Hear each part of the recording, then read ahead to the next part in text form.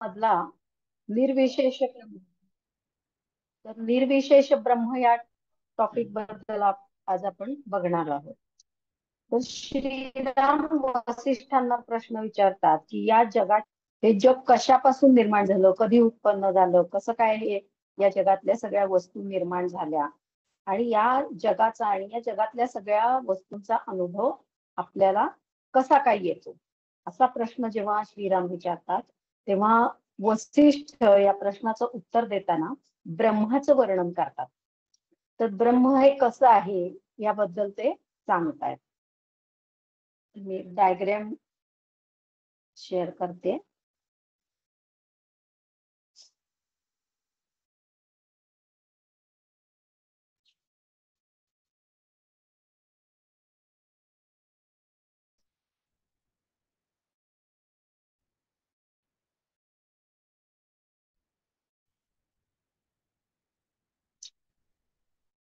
तर वसिष्ठ श्रीरामांना सांगतात की ह्या जगताची जी निर्मिती आहे ती निर्विशेष ब्रह्मापासून झालेली आहे.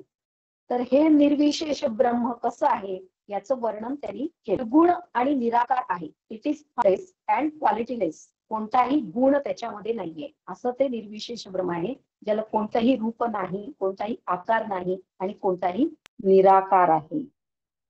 आणि ह्या निर्गुण निराकार ब्रह्मापासून जगताची निर्मिती ही बीज होते. आता बीज परंपरा आपण महत्वाचं बीज आहे ते आहे संसारवेल. संसारवेलीचं बीज आहे शरीर.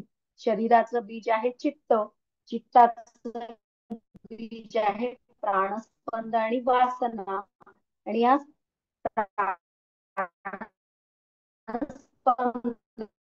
पासून संवित आवाज क्लिअर येत नाहीये मॅडम. उत्पन्न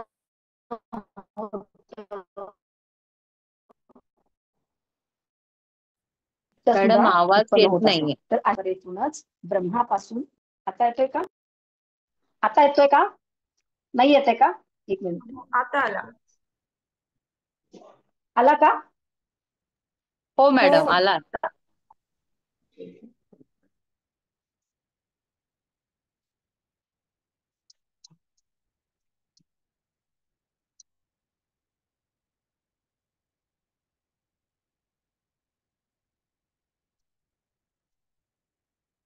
हॅलो, आता आवाज येतोय का?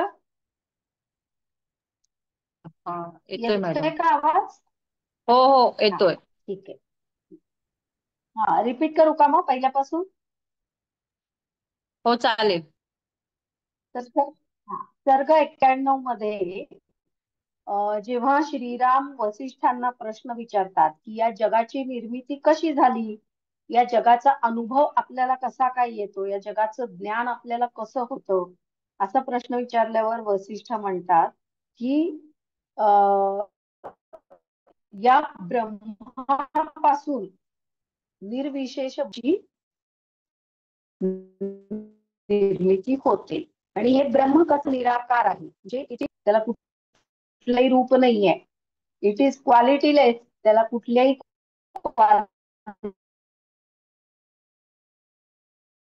नाही, म्हणजे कुठलेही गुण त्याच्यामध्ये जगताची निर्मिती ही बीज परंपरेतून होते. लेक्चर मध्ये बघितलेली आहे. म्हणजे संसारवेलीचं बीज आता शरीर परत आहे. आवाज शरीराचं बीज हे येतोय. चित्त आहे, वासना आहेत. परत आवाज बारीक होतोय का? हा, म्हणजे म्हणजे मध्ये मध्ये एक शब्द ऐकायला येते, एक येत नाही असं होतं. बर बर. आता आता येतोय का आवाज? हो आता येतोय. हा बर.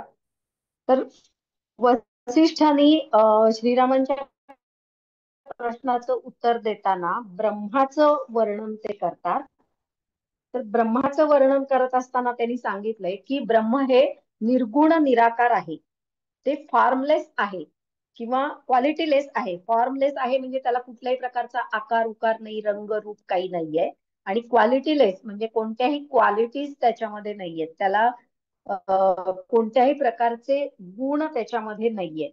तर असं हे निर्गुण निराकार ब्रह्म आहे, त्यालाच निर्विशेष ब्रह्म असं म्हटलेलं आहे.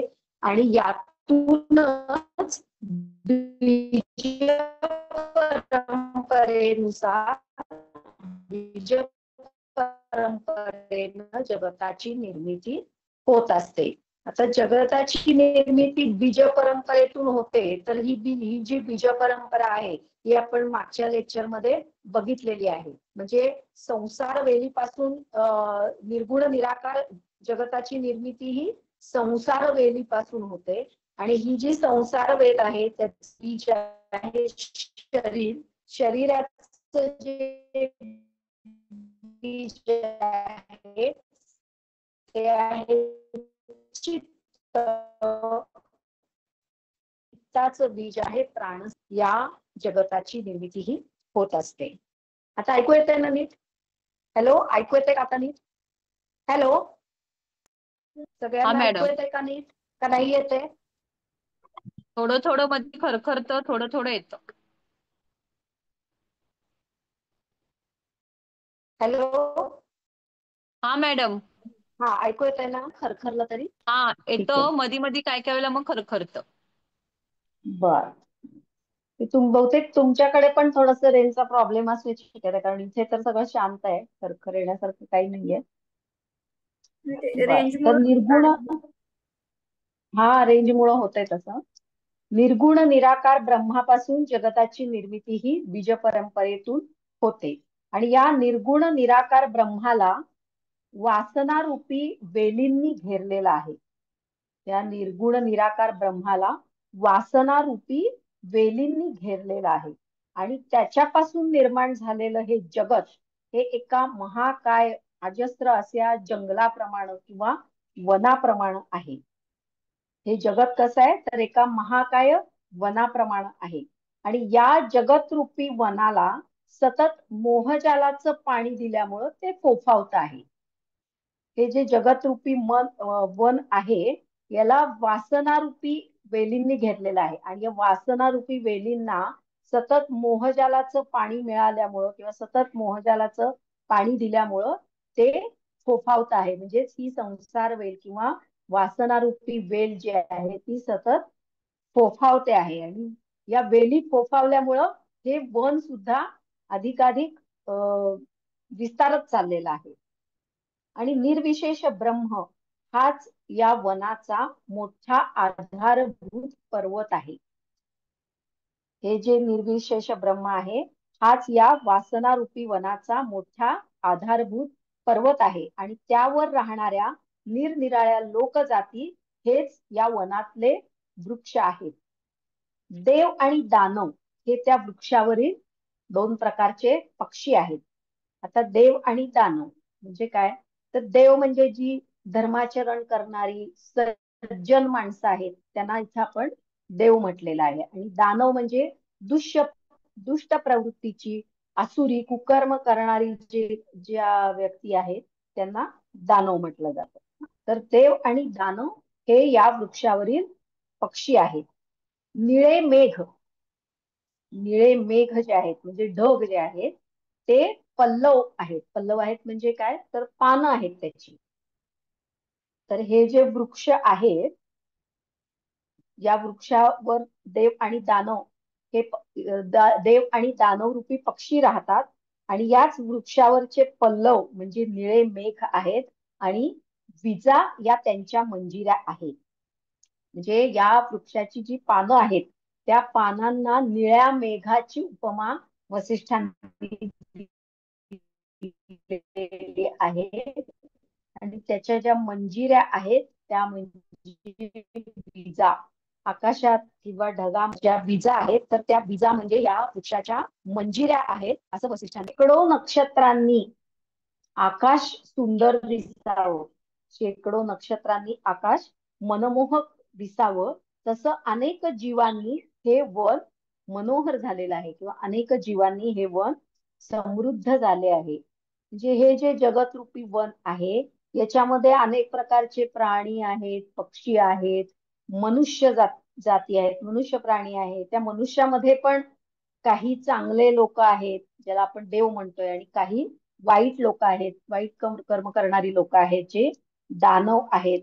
तसं तर शेकडो नक्षत्रांनी आकाश मनोहर व्हावं, तसं अनेक जीवांनी हे जगतरूपी मनोहर झालेलं आहे. जातींची भूते, भूते म्हणजे घोस्ट या अर्थी भूते असं इथं अर्थ नाहीये. तर भूत, भूत म्हणजे सगळे सजीव प्राणी, जेवढे जेवढे प्राणी आहेत किंवा जेवढे जेवढे सजीव आहेत त्या सगळ्यांना भूत असं म्हटलं जातं. तर 14 भुवनातील अनंत जातींची भूत या वृक्षांवर किंवा या वनामध्ये आपली उपजीविका करत आहेत. आणि संसार रूपी वेल अशा या जगतरूप अरण्याला किंवा ब्रह्माला व्यापून राहिलेली आहे.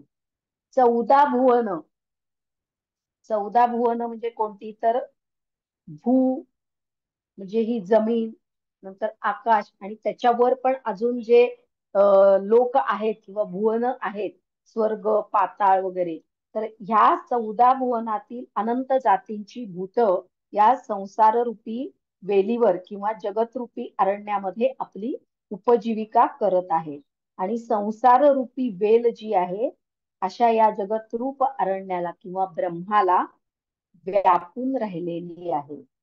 म्हणजे निर्गुण निराकार ब्रह्मापासून ही संसार वेल उत्पन्न झालेली आहे. आणि या संसार रूपी वेलीचं बीज आहे शरीर, शरीराचं बीज आहे चित्त, आणि चित्ताचा बीज आहे प्राणस्पंद आणि वासना, आणि प्राणस्पंदामुळं संवितची म्हणजेच चेतनेची किंवा चैतन्याची निर्मिती होत असते. आता चित्ताची जी 2 बीज आहेत, प्राणस्पंद आणि दृढ वासना, आणि प्राणस्पंदाचं बीज जे आहे ते संवित आहे, अशी ही निर्गुण निराकार ब्रह्माची बीज परंपरा आहे. आपण मागच्या लेक्चरला ही बीज परंपरा पूर्ण बघितलेली आहे. आपण बीज परंपरा बघताना संसारवेलीपासून पुढची बीज परंपरा बघितली होती. तर या संसारवेलीची निर्मिती कशी होते, तर या निर्गुण निराकार ब्रह्मापासून होते. आता ही जी संसार वेल आहे ही वासना रूपी वेल, म्हणजे या जीवांमधली या जगामध्ये जे सजीव आहेत त्या सजीवांमध्ये जेव्हा निर्माण होतात, तर या वासना म्हणजेच ही संसार वेल आहे. या वासनेलाच संसार वेलीची उपमा वसिष्ठांनी दिलेली आहे. आणि बाजूंनी असं सगळ्या बाजूंनी वेढलेली आहे वासनांनी वेढलेला आहे ब्रह्म. जरा आणि मरण, जरा आणि मरण ही त्या वासना रूपी वेलींची पेर आहे. पेर म्हणजे प्रत्येक झाडाला एक एक असं पानं फुटत असतात, तर त्या पॉइंटला आपण त्याचं पेर म्हणतो. तर या वासना रूपींची पेर कोणती आहे, तर जरा आणि मरण. जरा म्हणजे काय, जरा म्हणजे वृद्धत्व, म्हातारपण, आणि मरण म्हणजे मृत्यू. सुख आणि दुःख त्या फळे, सुख आणि दुःख ही त्या वेलीला लागलेली फळं आहेत. आणि या वेलीची जी मुळं आहेत ती खूप खोलवर गेलेली आहेत. आणि ही मुळं, त्या मुळांना सतत मोहरूपी जल, मोहाचं जल सतत मिळाल्यामुळं ही संसार वेल ही खोपट आहे, आणि तिने मनुष्याला पूर्णपणे व्यापून केलेला आहे. त्यामुळं मनुष्य हा ब्रह्माला विसरून गेलेला आहे. म्हणजे काय,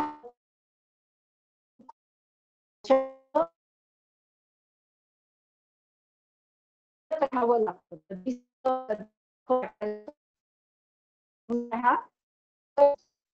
मनुष्याच्या मनात ज्या वासना निर्माण होतात त्या वासना मोहामुळेच वाढत जातात.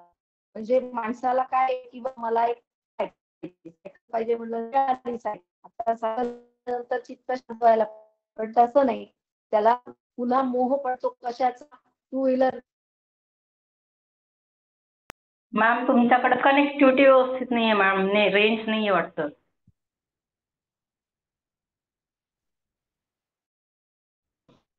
मध्येच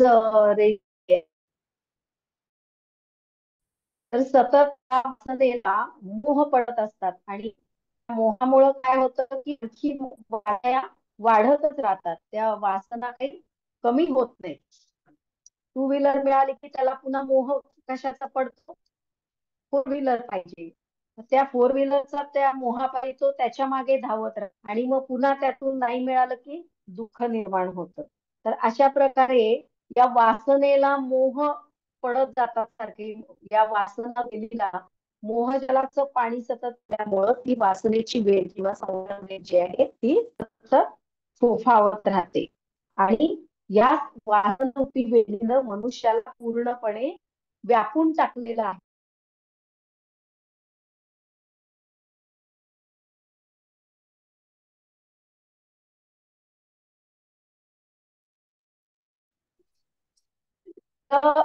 जे निर्मिती कशापासून झालेली आहे, कशापासून झालेली आहे, धर्मापासून झालेली आहे. आणि त्या ब्रह्माला विसरल्यामुळं त्याच्या वासना ह्या आणखी आणखी वाढत जातात. जशा वासना वाढतात तसे आणखी आणखी मोह त्याला पडत जातात आणि त्या मोहामुळं पुन्हा आणखी वासना वाढत जातात आणि त्यामुळे त्याला सतत सुख आणि दुःख हे भोगावं लागतं.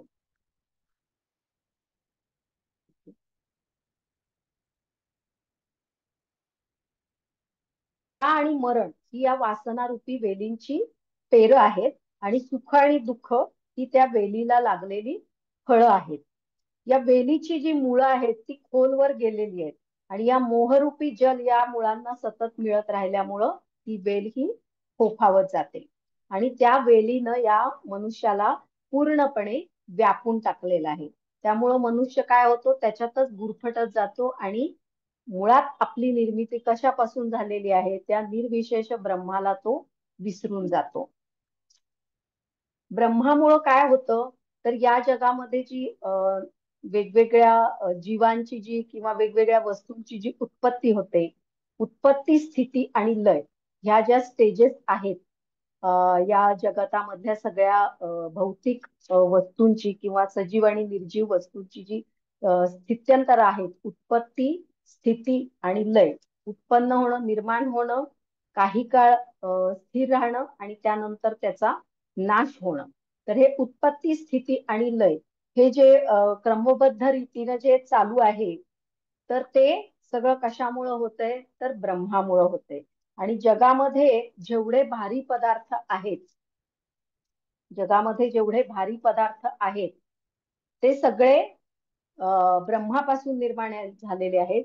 जगामध्ये जेवढे हलके पदार्थ आहेत ते सुद्धा सगळे ब्रह्मापासून निर्माण झालेले आहेत. आणि ब्रह्म हे कसं आहे तर जगामध्ये जेवढे म्हणून जड पदार्थ आहेत त्या सगळ्याहून जड असं हे ब्रह्म आहे आणि जेवढे हलके पदार्थ आहेत त्या सगळ्या हलक्या पदार्थांहून सगळ्यात हलकं असं हे ब्रह्म आहे. म्हणजे ब्रह्म खूप जड पण आहे आणि खूप हलकं पण आहे आणि ब्रह्म हे सर्व स्थूल पदार्थाहून स्थूल आहे आणि सूक्ष्माहून अतिसूक्ष्म आहे. म्हणजे एकीकडे ब्रह्म हे स्थूल आहे म्हणजे खूप मोठं आहे, अतिविशाल आहे आणि ते सगळ्या सूक्ष्म पदार्थाहून सूक्ष्म म्हणजे अतिशय सूक्ष्म, म्हणजे जे आपल्याला मायक्रोस्कोप मधून सुद्धा दिसणार नाही इतकं ते अतिसूक्ष्म सुद्धा आहे. त्यानंतर ब्रह्म हे विशालाहून विशाल म्हणजे त्याचा आकार हा खूप मोठा आहे, म्हणजे त्याच्यापेक्षा मोठ्या आकाराचं दुसरं काहीच नाही. आणि लघुहून लघु म्हणजे सगळ्यात लहान असं सुद्धा आहे. नंतर ब्रह्म हे सर्वांपासून दूर आहे, म्हणजे जे काही आपल्याला दूरवर चंद्र तारे नक्षत्र जे दिसत आहेत ते खूप दूर आहेत आपल्यापासून, पण त्याही पेक्षा दूर ब्रह्म आहे. आणि तसंच ते खूप जवळ सुद्धा आहे. जसं आत्मा आपल्या सगळ्यात जवळ आहे तसं ब्रह्म सुद्धा आपल्या सगळ्यात जवळ आहे. ब्रह्म हे सर्वांपेक्षा अति दूर आहे आणि ते आत्म्याप्रमाणे म्हणजे ते आत्माच आहे. ब्रह्म हा आत्माच आहे. आपला आत्मा म्हणजे ब्रह्माचाच एक अंश आहे. त्यामुळं ते अति जवळ सुद्धा आहे. ब्रह्म हे तेजाचंही तेज आहे. आता सगळ्यात जास्त तेजस्वी आपण कशाला मानतो? सूर्याला. सूर्य हा सगळ्यात जास्त तेजस्वी आहे असं आपण मानतो. पण त्या तेजाचंही तेज कोण आहे? तर ब्रह्म आहे. म्हणजे सगळ्यात तेजस्वी तारा जो सूर्य आहे त्याची निर्मिती सुद्धा या निर्गुण निराकार ब्रह्मापासूनच झालेली आहे. आणि तमाचेही तम आहे. तम म्हणजे काय? तर अंधार. अंधाराला आपण तम म्हणतो. तम म्हणजे अंधार. तर त्या अंधाराहून म्हणजे सगळ्यात डार्क जो अंधार आहे त्याच्यापेक्षाही डार्क हे ब्रह्म आहे. तर असं हे ब्रह्म आहे. ते ब्रह्म अमल. अमल म्हणजे त्याच्यावर कुठल्याही प्रकारचा मल नाहीये. अत्यंत निर्मळ असं हे ब्रह्म आहे. ते अचल आहे. म्हणजे ते एका ठिकाणी स्थिर आहे. ते अजिबात इकडे तिकडे हलू शकत नाही. ते अजर आहे. म्हणजे त्याला कोणत्याही प्रकारचे विकार नाहीये. कोणत्याही प्रकारची विकृती, कुठल्याही प्रकारचे विकार त्याला नाहीयेत. असं हे ब्रह्म अमल, अचल आणि अजर आहे. म्हणून हे निर्विशेष ब्रह्माचं जे वर्णन केलेलं आहे वसिष्ठांनी, ते म्हणजे निर्विशेष ब्रह्म हे जगताचं बीज आहे. ते सगळ्यात जड आहे. तसंच ते सगळ्यात हलकं सुद्धा आहे.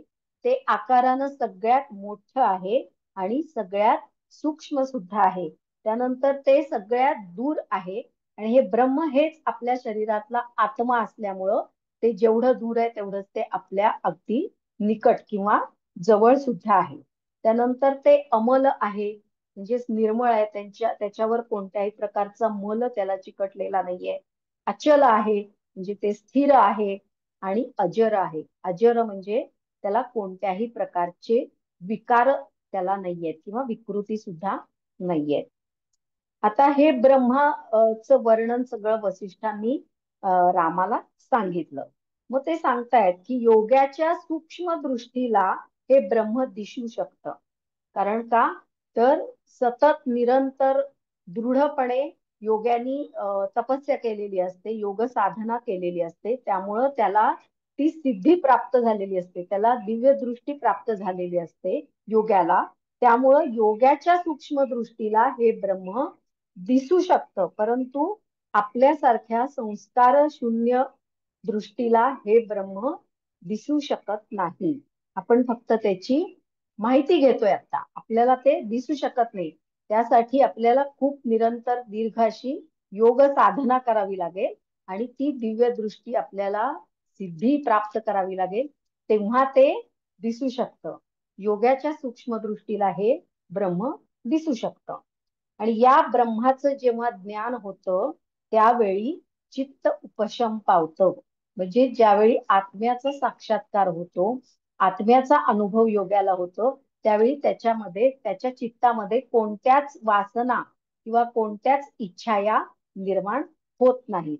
म्हणून चित्त उपशम पावतं आणि त्या साधकाला परमपदाची प्राप्ती होते.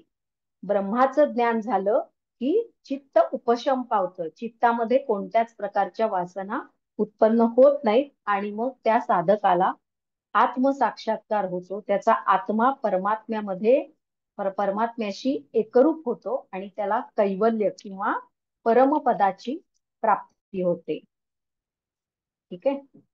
तर असं हे निर्विशेष ब्रह्म आहे. त्यानंतर वसिष्ठांनी श्रीरामांना वासनाक्षय कसा करायचा त्याचे उपाय सांगितलेले आहेत. वासनाक्षय म्हणजेच चित्तनाश. चित्तनाशाचे उपाय सांगितले आहेत. कारण चित्तनाश केल्याशिवाय वासना निर्माण होणं थांबणार नाही. आणि जोपर्यंत चित्तनाश होत नाहीये तोपर्यंत मोक्ष सुद्धा मिळू शकत नाही. म्हणून चित्तनाश करायला सांगितलेला आहे वसिष्ठांनी. आणि मग त्याच्यामध्ये त्यांनी वासनाक्षय कसा करायचा किंवा चित्तनाशाचे उपाय काय आहेत याबद्दल सांगितलेलं आहे. आता वासनाक्षय म्हणजेच चित्तनाश आणि चित्तनाश म्हणजेच अचित्तत्व. त्यालाच सत्व असं सुद्धा म्हटलेलं आहे किंवा त्यालाच जीवनमुक्त किंवा मनोनाश असं सुद्धा म्हटलेलं आहे. आता पेपरमध्ये या कोणत्याही शब्दावर प्रश्न येऊ शकतो. म्हणजे वासनाक्षय यावर टीप येऊ शकते, किंवा वासनाक्षय किंवा चित्तनाश किंवा चित्तनाशाचे उपाय स्पष्ट करा, किंवा अचित्तत्व. अचित्तत्व म्हणजे काय असा प्रश्न येतो, किंवा सत्व म्हणजे काय, जीवनमुक्त म्हणजे काय, मनोनाश म्हणजे काय, असे कोणताही शब्द वापरून प्रश्न परीक्षेमध्ये येऊ शकतो. पण या सगळ्याचा अर्थ हा एकच आहे.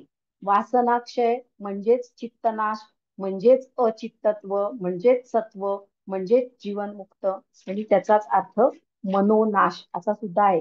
तर हे सगळे समानार्थी शब्द आहेत, ते लक्षात ठेवा. नाहीतर मग काय होतं, तुम्हाला उत्तर येत असून सुद्धा त्याचा अर्थ न समजल्यामुळं तुम्ही ते लिहू शकत नाही. पण हे सगळे समानार्थी शब्द आहेत. वासनाक्षय, चित्तनाश, अचित्तत्व, सत्व, जीवनमुक्त आणि मनोनाश हे सगळे समानार्थी शब्द आहेत. आता चित्त कसं आहे, ते अतिचंचल आहे. चित्ताला एकाग्र करणं हे खूप अवघड आहे. त्याच्यासाठी खूप योग साधना करावी लागते. धारणेची खूप प्रॅक्टिस करावी लागते.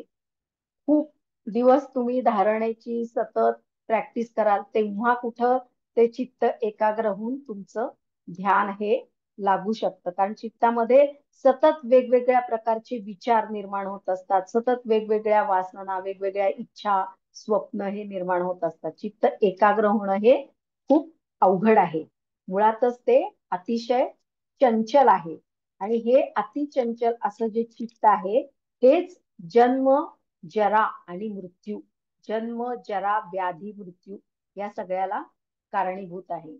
जन्म म्हणजे काय, जन्म का होतो, या वासनेमुळे होतो. म्हणजे आधीच्या जन्मात ज्या वासना असतात, त्या सगळ्या वासनांमुळं, त्या सगळ्यांच्या वासनांची पूर्ती करण्यासाठी म्हणून पुन्हा जन्म होतो. आणि पुन्हा जन्म झाला की पुन्हा वेगवेगळी कर्म आपण करतो, त्यातून पुन्हा वेगवेगळ्या वासना निर्माण होतात आणि पुन्हा जन्म होतो. तर म्हणजे जन्म, जरा, जरा म्हणजे जन्म झाला की माणूस काही वर्षांनी म्हातारा होतो, वृद्धत्व येतं. त्या वृद्धत्वाला जरा असं म्हटलं जातं. त्या वृद्धत्वामुळे शरीर हे कमकुवत होतं आणि वेगवेगळ्या व्याधींची निर्मिती होते. आणि मग त्या व्याधींमुळे शरीर जीर्ण होऊन एक दिवस मृत्यू होतो. पण वासना या उपशम पावलेल्या नसतात, त्यामुळं पुन्हा जन्म होतो. आणि जन्म, मृत्यू, जरा, व्याधी, जन्म, जरा, व्याधी, मृत्यू हे चक्र असंच सतत चालू राहतं. आणि त्याच्यामधून अनेक प्रकारची दुःखही निर्माण होतात. आणि या दुःखांमुळं मनुष्य अनेक प्रकारचे क्लेश हे भोगत राहतो. आणि या सगळ्यावर उपाय हे दुःख आपल्याला भोगायला लागू नये यासाठी त्याच्यावरचा उपाय हा एकच आहे, तो म्हणजे चित्तनाश. या चित्ताचा जर आपण नाश केला तर त्याच्यामध्ये कोणत्याही प्रकारच्या वासना निर्माण होणार नाही. आणि वासना निर्माण न झाल्यामुळं मग माणसाला पुन्हा जन्म, मृत्यू भोगावं लागणार नाही आणि दुःख सुद्धा भोगावं लागणार नाही. सर मला शेअर करायचे, डायग्राम शेअर करायचे सर. हॅलो. हो मॅडम.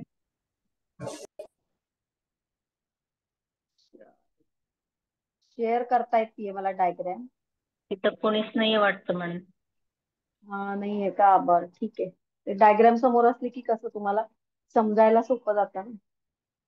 बर, तर हे चित्त नाश केला की आपण ह्या जन्म, मृत्यू, जरा, व्याधी या सगळ्या चक्रातून आपली सुटका होऊ शकते.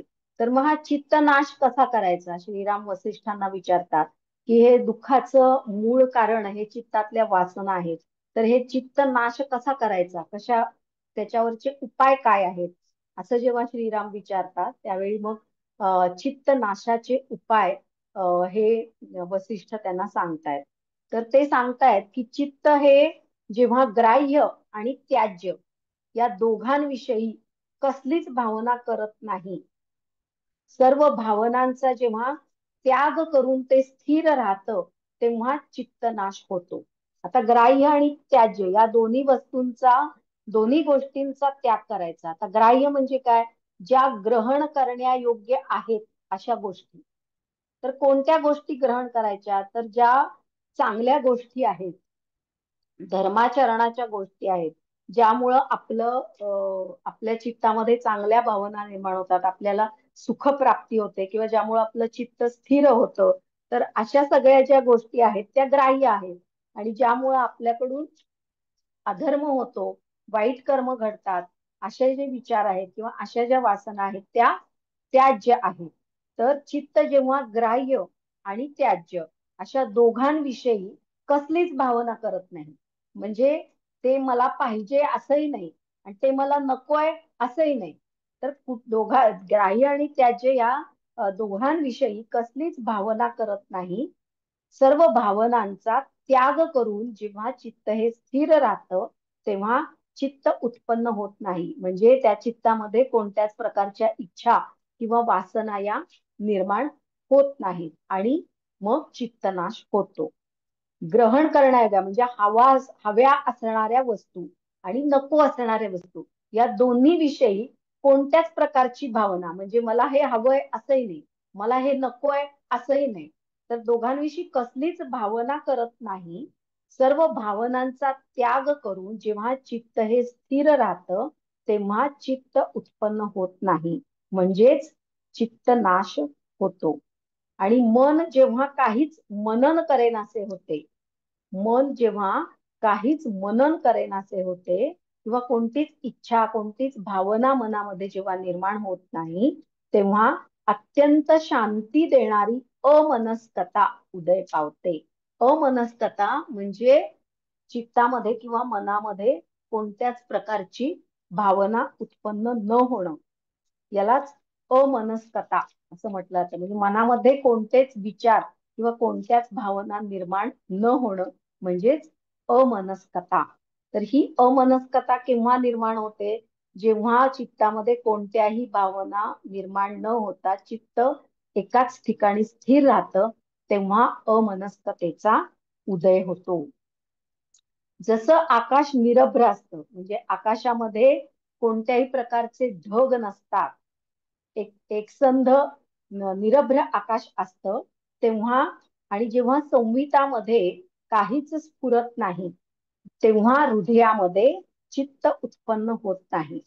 संहितात काहीच स्फुरत नाही म्हणजे कोणत्याच भावना किंवा कोणत्याच वासना मनामध्ये निर्माण होत नाही, तेव्हा हृदयामध्ये चित्त निर्माण होतं. हृदयामध्ये चित्त निर्माण होतं म्हणजे त्या चित्तामध्ये चित्त हे हृदयाच्या ठिकाणी किंवा आत्म्याच्या ठिकाणी स्थिर होतं.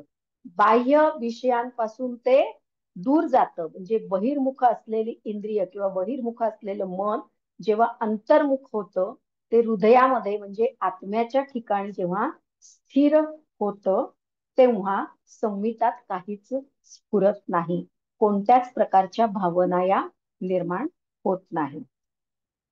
आता मनामध्ये आसक्तीनं एखाद्या वस्तूचं किंवा एखाद्या गोष्टीचं चिंतन करणं हेच चित्ताचं स्वरूप आहे.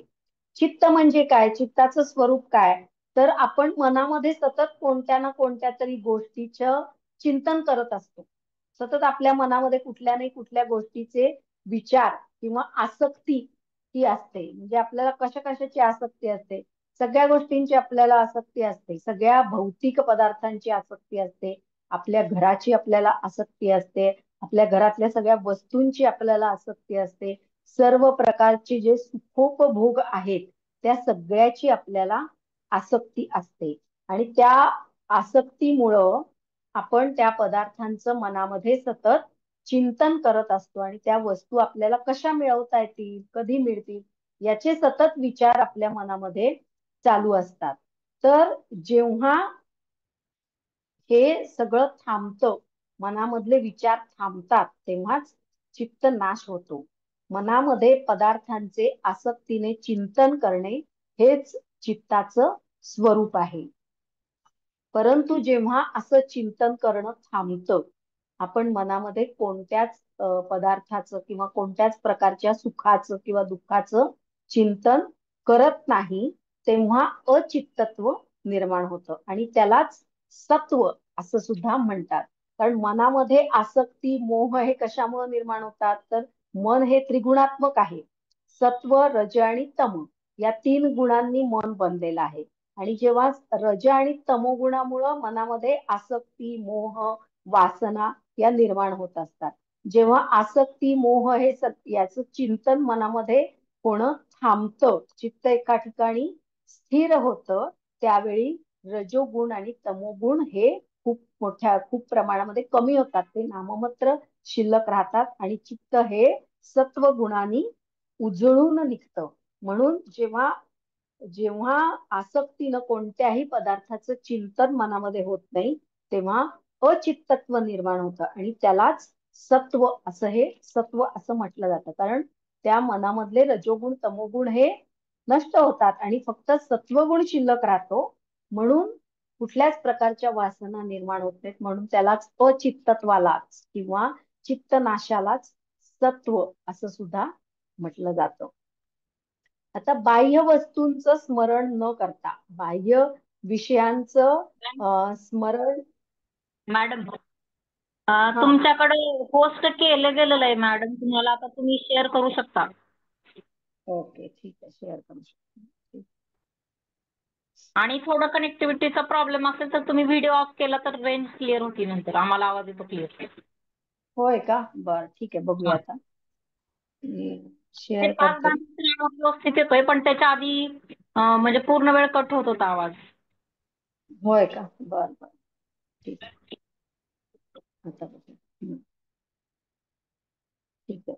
आता बाह्य विषयांचं स्मरण न करता प्रत्येक वस्तू परमार्थ स्वरूप पाहणं हेच अचित्तत्व आहे.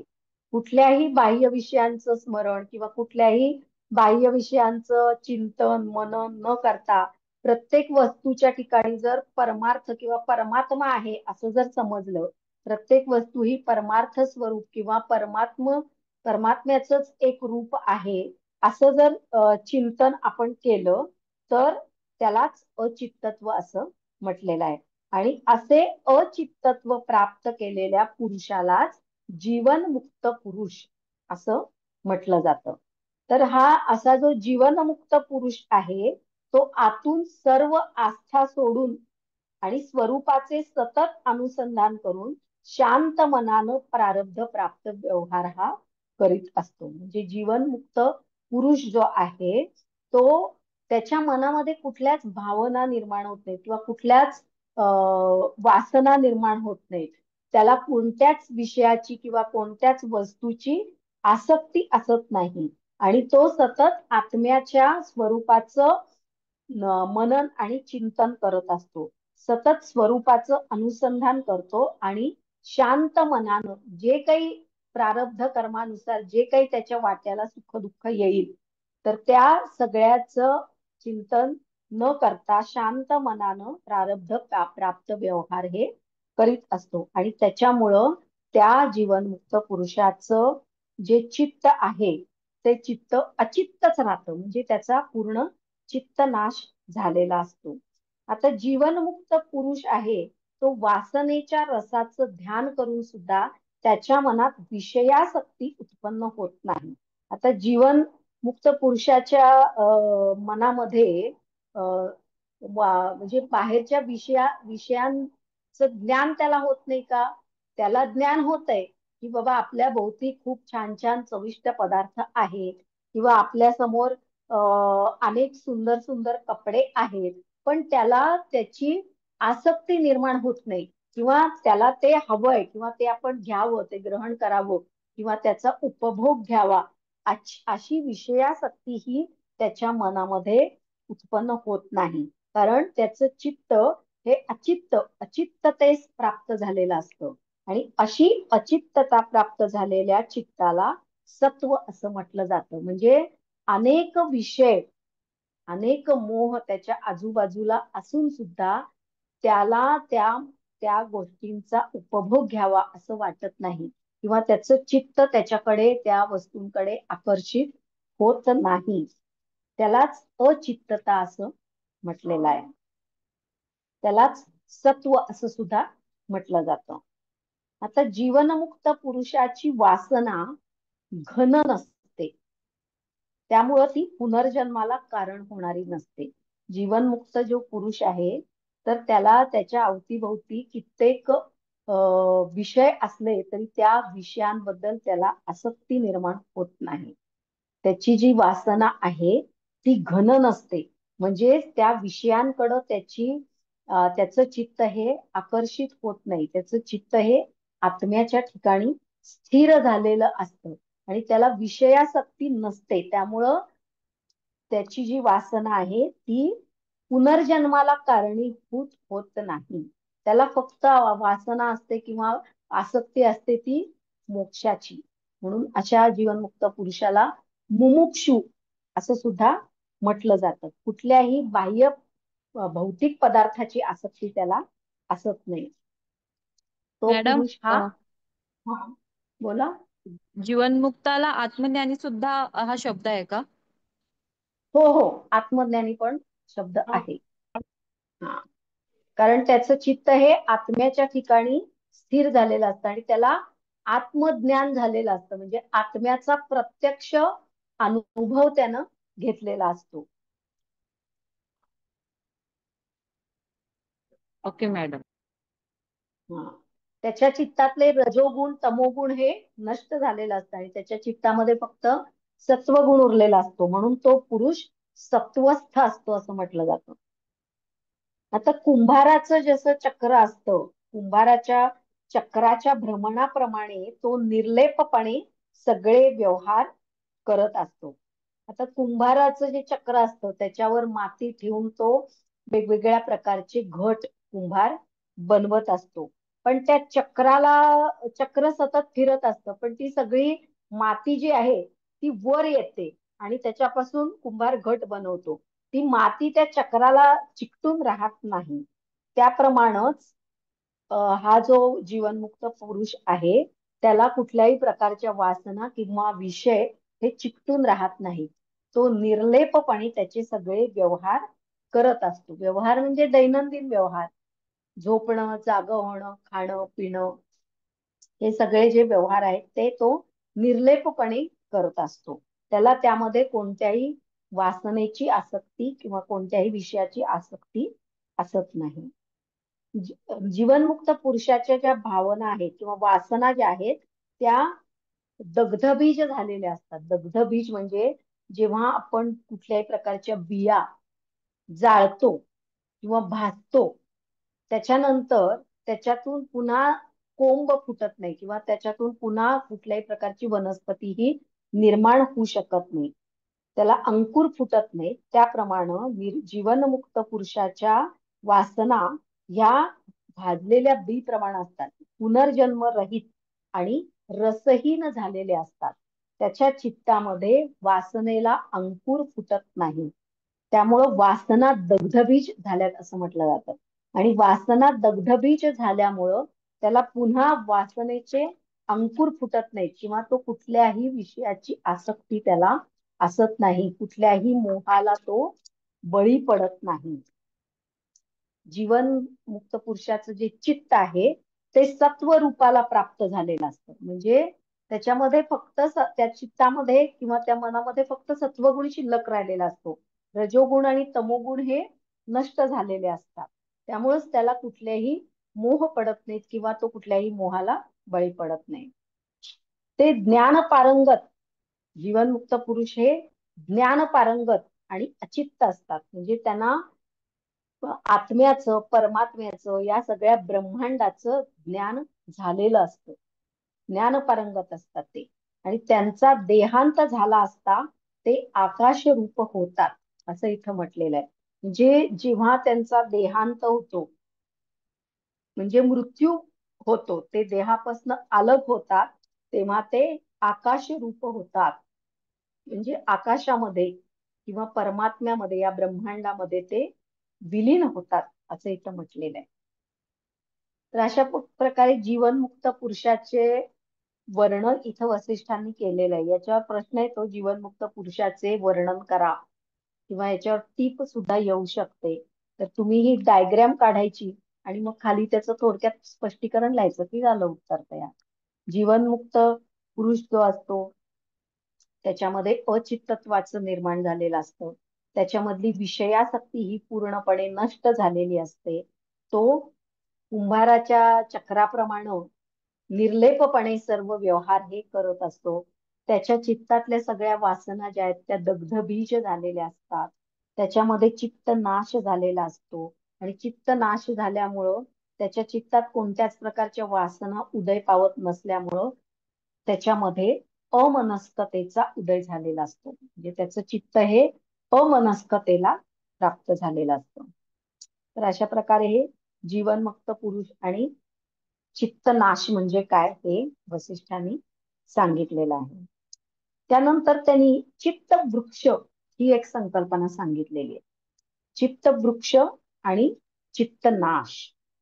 तर चित्त वृक्ष म्हणजे काय तर वसिष्ठांनी या चित्ताला एका वृक्षाची उपमा दिलेली आहे.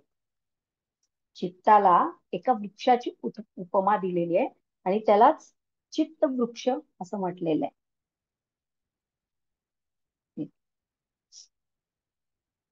तर चित्त वृक्षाचं पण एक डायग्राम मी शेअर करते.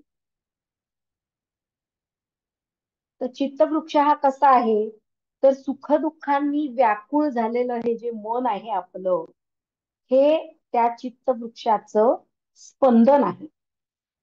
चित्त हा एक वृक्ष आहे आणि सुखदुःखांनी व्याकुळ झालेलं मन हे त्या चित्तवृक्षाचं स्पंदन आहे. शरीर हे या चित्तवृक्षाचं सगळ्यात मोठं फळ आहे. आता चित्त हा एक वृक्ष आहे म्हणलं तर जी सुखदुःख या जगामध्ये आहेत ही सुखदुःखाने व्याकुळ झालेलं मन जे आहे ते या वृक्षाचं स्पंदन आहे. आणि शरीर आपलं जे शरीर आहे, आता शरीर म्हणजे फक्त हे आपलं शरीर मनुष्याचं शरीर असं नाही तर यामध्ये जगामध्ये जेवढे काही प्राणी पक्षी पशु आहेत तर या सगळ्यांची जी शरीर आहेत तर हे शरीर हे या वृक्षाचं मोठं फळ आहे. आणि कर्तव्याच्या पालवीनं तो सभोवार फोफावला आहे. तर या चित्ताची जी पानं आहेत या चित्तवृक्षाची जी पानं आहेत ती म्हणजे कर्तव्य म्हणजे आपण जी काही कर्म करतो ती कर्म. तर ह्या कर्माच्या पालवीनं तो खूप दूरवर पसरलेला आहे किंवा फोफावलेला आहे चित्तवृक्ष. कृतींच्या वेलींनी तो वृक्ष वेष्टीत आहे. कृती म्हणजे आपण जे काही कृती करतो त्या सगळ्या कृतींनी तो वृक्ष हा वेढलेला आहे.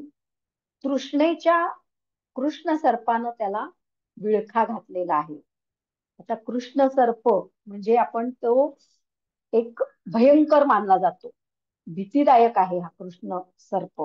आणि तो काय आहे कृष्ण सर्पाला कोणाला उपमा दिली कृष्ण सर्पाची तर तृष्णेला. तृष्णा म्हणजेच वासना किंवा इच्छा. आपल्याला सतत काही ना काही हवंच असतं. तर ही जी तृष्णा आहे तर या तृष्णेला कृष्ण सर्पाची उपमा दिलेली आहे. आणि या तृष्णारूपी कृष्ण सर्पानं या चित्तवृक्षाला विळखा घातलेला आहे. राग आणि रोग या बकांचे तो वसतिस्थान आहे. राग आणि रोग.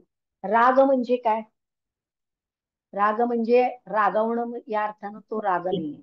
राग म्हणजे आसक्ती. हा, आपले जे पंचक्लेश आहेत पंचक्लेश जे आहेत अविद्या अस्मिता राग त्यातला तो राग.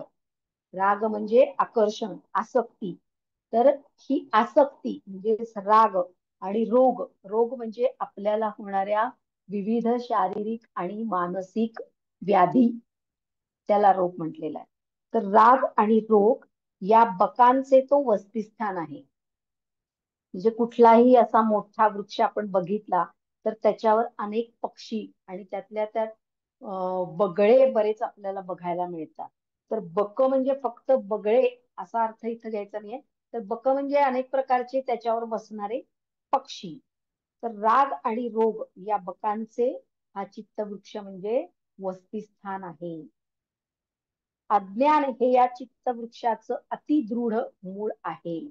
आता या चित्तवृक्षाचं मूळ काय आहे तर अज्ञान अविद्या. त्याच्यातूनच पुढचे सगळे क्लेश हे निर्माण होत असतात. म्हणून हे सगळे जे पुढचे राग रोग तृष्णा वासना हे सगळं कशामुळे निर्माण होतं तर अविद्येमुळं निर्माण होतं. तर ही अविद्या किंवा अज्ञान जे आहे तेच या चित्तवृक्षाचं अतिशय दृढ मजबूत असं मूळ आहे. नंतर या वृक्षावर इंद्रिय रूपी पक्षी लीन होऊन राहिलेले आहेत. इंद्रिय रूपी पक्षी, कारण ही इंद्रियच सतत वासनेच्या पाठीमाग धावत असतात. म्हणून हे इंद्रिय रूपी जे पक्षी आहेत ते या चित्तवृक्षावर लीन होऊन राहिलेले आहेत.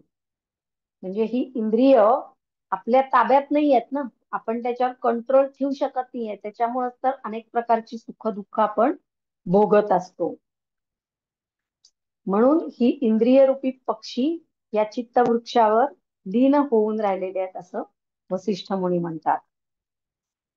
तर पुढे वसिष्ठ मुनी रामाला म्हणतात की हे रामा, वासनेचा क्षय केला असता सोसाट्याचा वारा जसा पिकलेल्या फळांना पाडतो. खूप जोरात वारा आलं की काय होतं, झाडांवरची जी फळं असतात, पिकलेली फळं, ती पटापट खाली गळून पडतात. तसं वासनेचा क्षय केला असता सोसाट्याचा वारा जसा पिकलेल्या फळांना पाडतो, त्याप्रमाणे चित्तवृक्ष क्षणार्धात उन्मळून पडतो. म्हणजेच चित्त नाश होतो.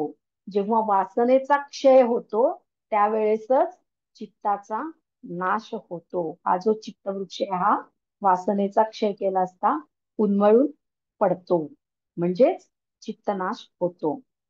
चित्त हा वावटळी. हेतू सांगितलेले आहेत का मॅडम? काय म्हणाला?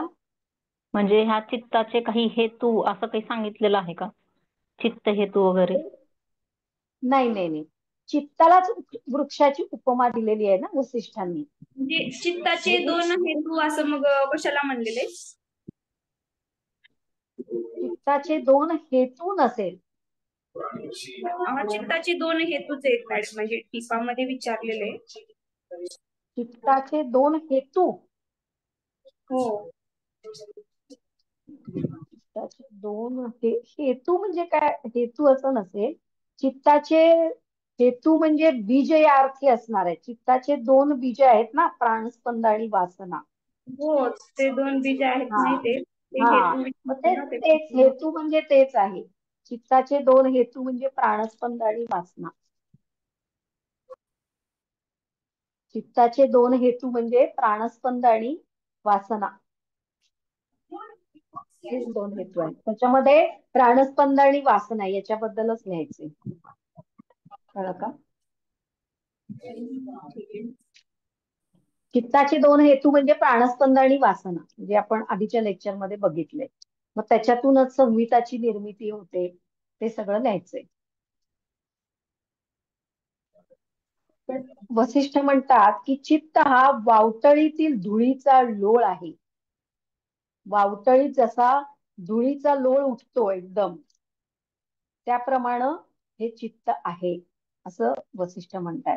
लौकिक धुळीचा लोळ जसा सर्व दिशांना धुरकट करून टाकतो, असं जर वारा खूप आला आणि जर असा धुळीचा लोळ हवेत उडाला तर त्या धुळीच्या पलीकडचं आपल्याला काही दिसत नाही स्पष्टपणे, म्हणजे तो सर्व दिशांना धुरकट करून सोडतो.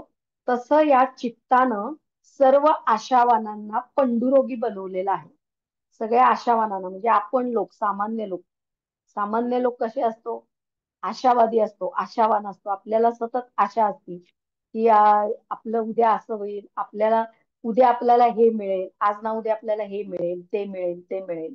या आशेवरच आपण जगत असतो की उद्या काहीतरी चांगलं घडेल, या गोष्टी आपल्याला हव्यात, तर त्या आज नाही मिळाल्या तरी उद्या मिळतील, उद्या नाही मिळाल्या परवा मिळतील, असं आपण आशावादी असतो. आशेवरच आपण जगत असतो. तर या सगळ्या आपल्यासारख्या आशावानांना या धुळीनं किंवा या चित्तानं पंडुरोगी बनवलेलं आहे. म्हणजे आपल्याला स्पष्ट काही दिसत नाही, सगळं आपल्याला धुरकट दिसतं, त्यामुळे आपण आशेवर जगत असतो. तर ही जी धूळ आहे त्याला त्यांनी चित्ताची उपमा दिलेली आहे. आणि धुळीचा लोळ जसा सगळ्या दिशांना धुरकट करून टाकतो, तसंच या चित्ताचं सुद्धा आहे की या चित्तामुळं सगळ्या आशावानांना पंडुरोगी बनवलेलं आहे. त्यामुळे त्यांना सुद्धा या जगतातलं ब्रह्म जे आहे ते स्पष्टपणे दिसत नाही. ते पण सगळं त्यांची दृष्टी धुरकट झाल्यामुळं स्पष्टपणे हे जग कशामुळे निर्माण झालेलं आहे ते आपल्याला दिसत नाही, आत्मा दिसत नाही. म्हणून वसिष्ठ म्हणतात की लौकिक धुळीचा लोळ जसा सर्व दिशांना धुरकट करून सोडतो, तसं या चित्तानं सर्व आशावानांना पंडुरोगी बनवलेलं आहे. त्यामुळं या आशावानांना सुद्धा स्पष्टपणे सत्य जे आहे, ब्रह्म सत्यम जगन मिथ्या, हे जे सत्य ब्रह्म आहे ते दिसत नाही. लौकिक धूळ जशी लोकांच्या डोळ्यांना झाकून टाकते, त्याचप्रमाणे या चित्त धुळीनं पूर्ण चित्रूपाला आणि मानवाला झाकून टाकलेलं आहे. सगळ्यांना धुरकट करून टाकलेलं आहे, काहीच स्पष्टपणे दिसत नाहीये. आणि ती चित्त धूळ मेघांप्रमाणे चंचल आहे. कारण का, तर चित्त चंचल आहे, ते चित्त एका जागी स्थिर होत नाहीये. सतत त्याच्यामध्ये वेगवेगळ्या प्रकारचे विचार, वेगवेगळ्या प्रकारच्या भावना, वेगवेगळ्या प्रकारचं चिंतन हे चालू असतं. चित्त किंवा मन हे चंचल आहे आणि तृष्णारूपी गवताच्या काड्यांनी ते व्यापलेलं आहे. तृष्णारूपी गवताच्या काड्या, तृष्णा म्हणजे मला हे हवंय, मला ते हवंय, सतत आसक्ती, प्रत्येक वस्तूबद्दल आसक्ती जी आहे त्याला तृष्णा म्हटलेलं आहे. आणि या तृष्णारूपी गवताच्या काड्यांनी ही चित्त धूळ व्यापून टाकलेली आहे. विषय जाताचा जर त्याग केला तर प्राणस्पंद आणि वासना यांचा सुद्धा समूळ नाश होतो. म्हणजे विषयांबद्दलची आसक्ती जर नष्ट झाली, वासना क्षय झाला, तर काय होईल, प्राणस्पंद आणि वासना यांचा सुद्धा समूळ नाश होईल. म्हणजे आपली इंद्रिय आणि मन विषयांपासून दूर झाली, विषयांची आसक्ती त्यांची नष्ट झाली, तर प्राणस्पंद आणि वासना यांचा सुद्धा समूळ नाश होतो. आणि चंचल असं जे संवित आहे ते सुद्धा शांत होतो, स्थिर होतो. जसं तेला वाचून तीळ संभवत नाही, म्हणजे तसं संवित वाचून विषयांचं अस्तित्व संभवत नाही. आणि त्यामुळं चित्तवृक्ष हा मुळापासून उन्मळून पडतो. म्हणजे तीळ म्हणलं की त्यात तेल आलंच, तेलाशिवाय तीळ नाही. तसं संविता वाचून विषयांचं अस्तित्व संभवत नाही. म्हणजे प्राणस्पंदातून संविताची उत्पत्ती होते, म्हणून आपल्याला विषयांचं ज्ञान होतं. पण जर संवित स्थिर झालं, संवितच निर्माण झालं नाही, तर विषयांचं अस्तित्वच आपल्या दृष्टीनं शून्य होतं. म्हणजे विषयांचं सुद्धा आपल्याला ज्ञान होणार नाही. आणि त्यामुळं चित्तवृक्ष हा मुळापासून उन्मळून पडतो, म्हणजेच चित्त नाश होतो. लक्षात आलंय? चित्तवृक्ष आणि चित्तनाश या संकल्पना लक्षात आल्यात का? कळलंय का सगळ्यांना? हो. का काही शंका आहे? काही शंका असेल तर विचारा. ठीक आहे.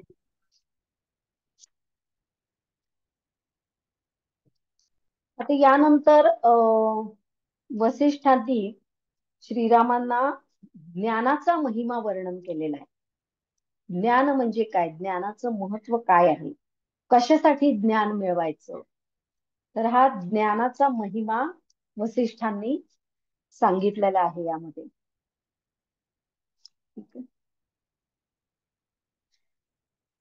तर ज्ञानाचा जो महिमा आहे तर तो कशासाठी सांगितलाय, की जर मनुष्याला खऱ्या ज्ञानाची प्राप्ती झाली किंवा खरं ज्ञान जर मनुष्याला मिळालं, तर तो या तृष्णेच्या किंवा वासनेच्या आहारी जाणार नाही आणि त्याला मोक्ष हा लवकर मिळू शकतो. म्हणून खरं ज्ञान काय आहे, आपण जे ज्ञान घेतो ते खरं ज्ञान आहे का? नाही, आपण फक्त ही माहिती गोळा करतो, माहिती घेतो, हे खरं ज्ञान नाहीये. हा काही खऱ्या ज्ञानाचा अनुभव नाहीये. तर खरं ज्ञान काय आहे आणि त्याचं काय महत्व आहे हे यांनी वसिष्ठांनी श्रीरामाला सांगितलेलं आहे.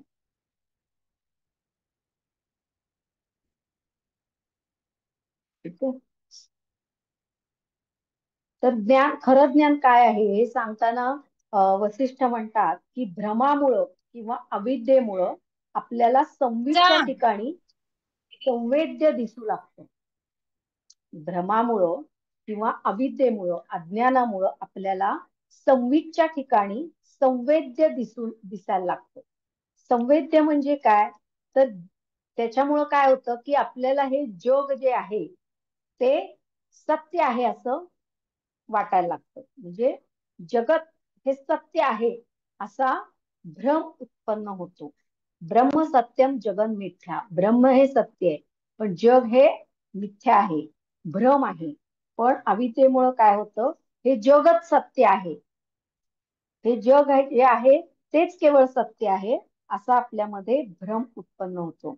ज्याप्रमाणे खिडकीतून घरात पडलेल्या चंद्राच्या किंवा सूर्याच्या किरणांना काठीसारखा आकार प्राप्त होतो, पण ती काठी असते का, नाही, ते तर एक कवडसा असतो. काठीसारखा सूर्यकिरणांचा एक प्रकाश निर्माण झालेला असतो, ती प्रत्यक्ष काठी असत नाही. त्याप्रमाणे जसं आपल्याला काठीचा आकार दिसतो आणि काठीचा भ्रम होतो, त्याप्रमाणे आपल्याला या जगताचा भ्रम होतो अज्ञानामुळं. किंवा अजून एक उदाहरण वसिष्ठ देतात. ते म्हणतात की नौकेत बसलेल्या माणसाला तीरावरील वृक्ष चालत असल्याचा भास होतो. म्हणजे आपण जर एखाद्या नावेमध्ये बसलो आणि नाव जशी पुढे जाईल तसं किनाऱ्यावरचे वृक्ष हे पाठीमागं चाललेत किंवा ते चालतायत असा त्याचा भास होतो. किंवा आपण बसमध्ये किंवा रेल्वेमध्ये बसल्यानंतर सुद्धा आपली रेल्वे किंवा आपली बस ही पळत असते. आजूबाजूचे जे झाडं असतात ती स्थिर असतात, पण आपल्याला भास कसा होतो की आपण स्थिर आहे आणि हे वृक्षच पळत आहेत असा आपल्याला भास होतो. त्याप्रमाणे हे जगच सत्य आहे असा माणसाला अज्ञानामुळं भ्रम निर्माण होतो. अज्ञानी मनुष्याला त्याच्या कल्पनेमुळे किंवा त्याच्या संकल्पनांमुळेच वेताळ भासतो. म्हणजे वेताळ किंवा भूत किंवा हाडळ चेटकीण हे जे काही सगळ्या गोष्टी आहेत हे या केवळ कल्पना आहेत, पण त्यात सत्य आहेत असं अज्ञानी माणसाला वाटायला लागतं. आणि हा सर्व संकल्पनेचा खेळ असतो, परंतु मनुष्य तेच सत्य आहे असं त्याला वाटतं, असा त्याला भ्रम होतो. रज्जू सर्प द्विचंद्र दर्शन ही सुद्धा भ्रमाचीच उदाहरणं आहेत.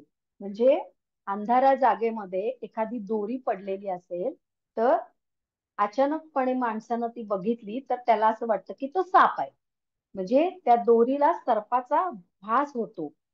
किंवा द्विचंद्र दर्शन म्हणजे जर आपण आपल्या डोळ्याच्या बुबुळावर बोट ठेवलं तर काय होतं की एकाच्या ठिकाणी दोन दोन चंद्र दिसायला लागतात किंवा दोन दोन वस्तू दिसायला लागतात, पण प्रत्यक्षात त्या असतात का दोन वस्तू, नसतात, तर तो केवळ भ्रम असतो.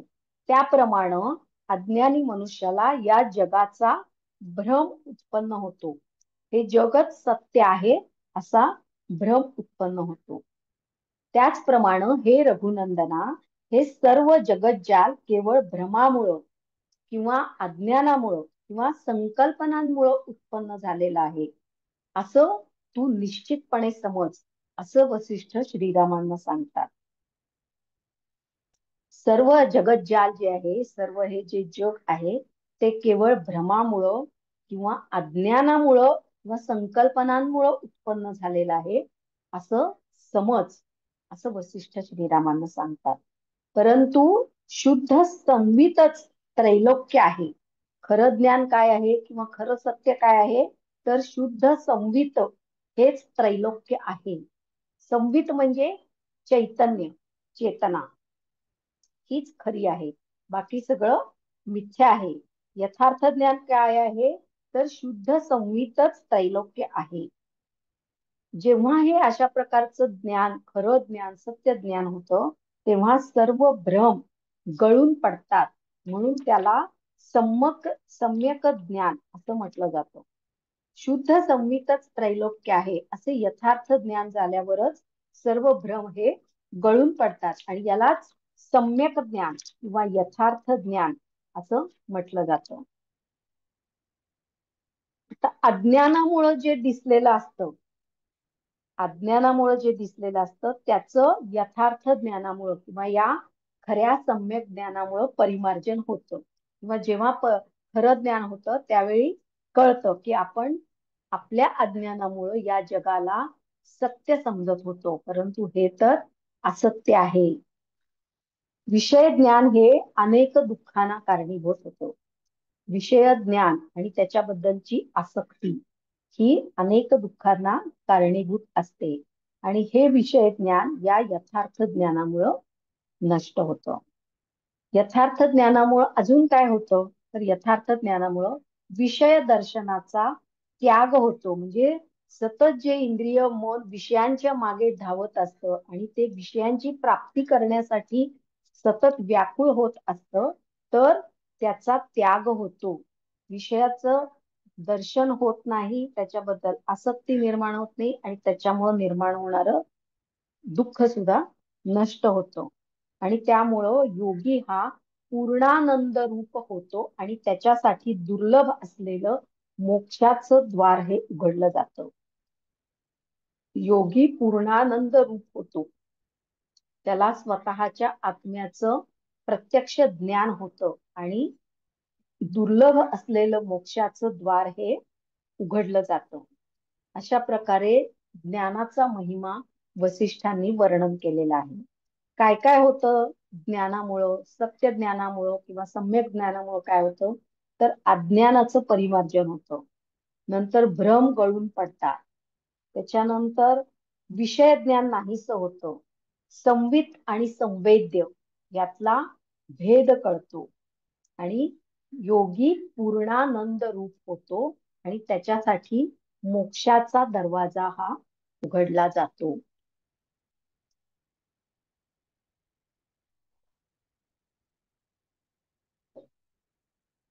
समजलंय का ज्ञानाचा महिमा? का याच्यात काही शंका आहे? समजलंय? हो हो मॅडम. ठीक आहे. तर पुढचा जो टॉपिक आहे सर्ग 91 मधला ते म्हणजे सत्ता. सत्ता आणि सत्तेची रूप.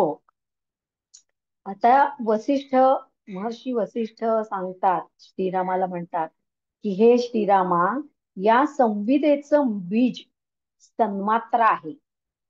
तेजापासून जसा प्रकाश उदय पावतो त्याप्रमाणे या सन्मात्रेपासून संवेद उत्पन्न होतं. म्हणजे तेजापासून, म्हणजे कुठलीही तेजस्वी वस्तू असेल किंवा तेज जे काही आहे तर त्याच्यापासून प्रकाश मिळतो आपल्याला. जसं सूर्य म्हणजे तेज आहे आणि त्याच्यापासून आपल्याला प्रकाश मिळतो. पूर्ण जग त्याच्यामुळं प्रकाशित होतं. पूर्ण ब्रह्मांड त्या सूर्यामुळं प्रकाशित होतं. जसं तेजापासून प्रकाश उदय पावतो त्याप्रमाणे सन्मात्रेपासून संवित उत्पन्न होतो आणि या सन्मात्रेलाच सत्ता म्हणजेच ब्रह्म असं म्हटलेलं आहे. आणि या सत्तेची म्हणजेच या ब्रह्माची दोन रूप आहेत. सत्ता म्हणजेच ब्रह्म आणि याच्यापासूनच संवित म्हणजे चेतना उत्पन्न होते आणि ही सत्ता म्हणजेच ब्रह्म यालाच सन्मात्रा असं म्हटलेलं आहे. लक्षात येते? तेजापासून जसा प्रकाश उगम पावतो त्याप्रमाणे सन्मात्रेपासून संवित उत्पन्न होतो. आता संवित म्हणजे चेतना, सन्मात्रेपासून संवित उत्पन्न होतं. मग ही सन्मात्रा म्हणजे काय आहे तर सन्मात्रेलाच सत्ता किंवा ब्रह्म म्हटलेलं आहे. आणि या सत्तेची दोन रूप आहेत. सत्तेची दोन रूप कोणती आहेत तर एक रूप म्हणजे सत्तेचं नाना आकारांचं म्हणजे विविध आकारांचं रूप. सत्तेचं विविध आकारांचं रूप.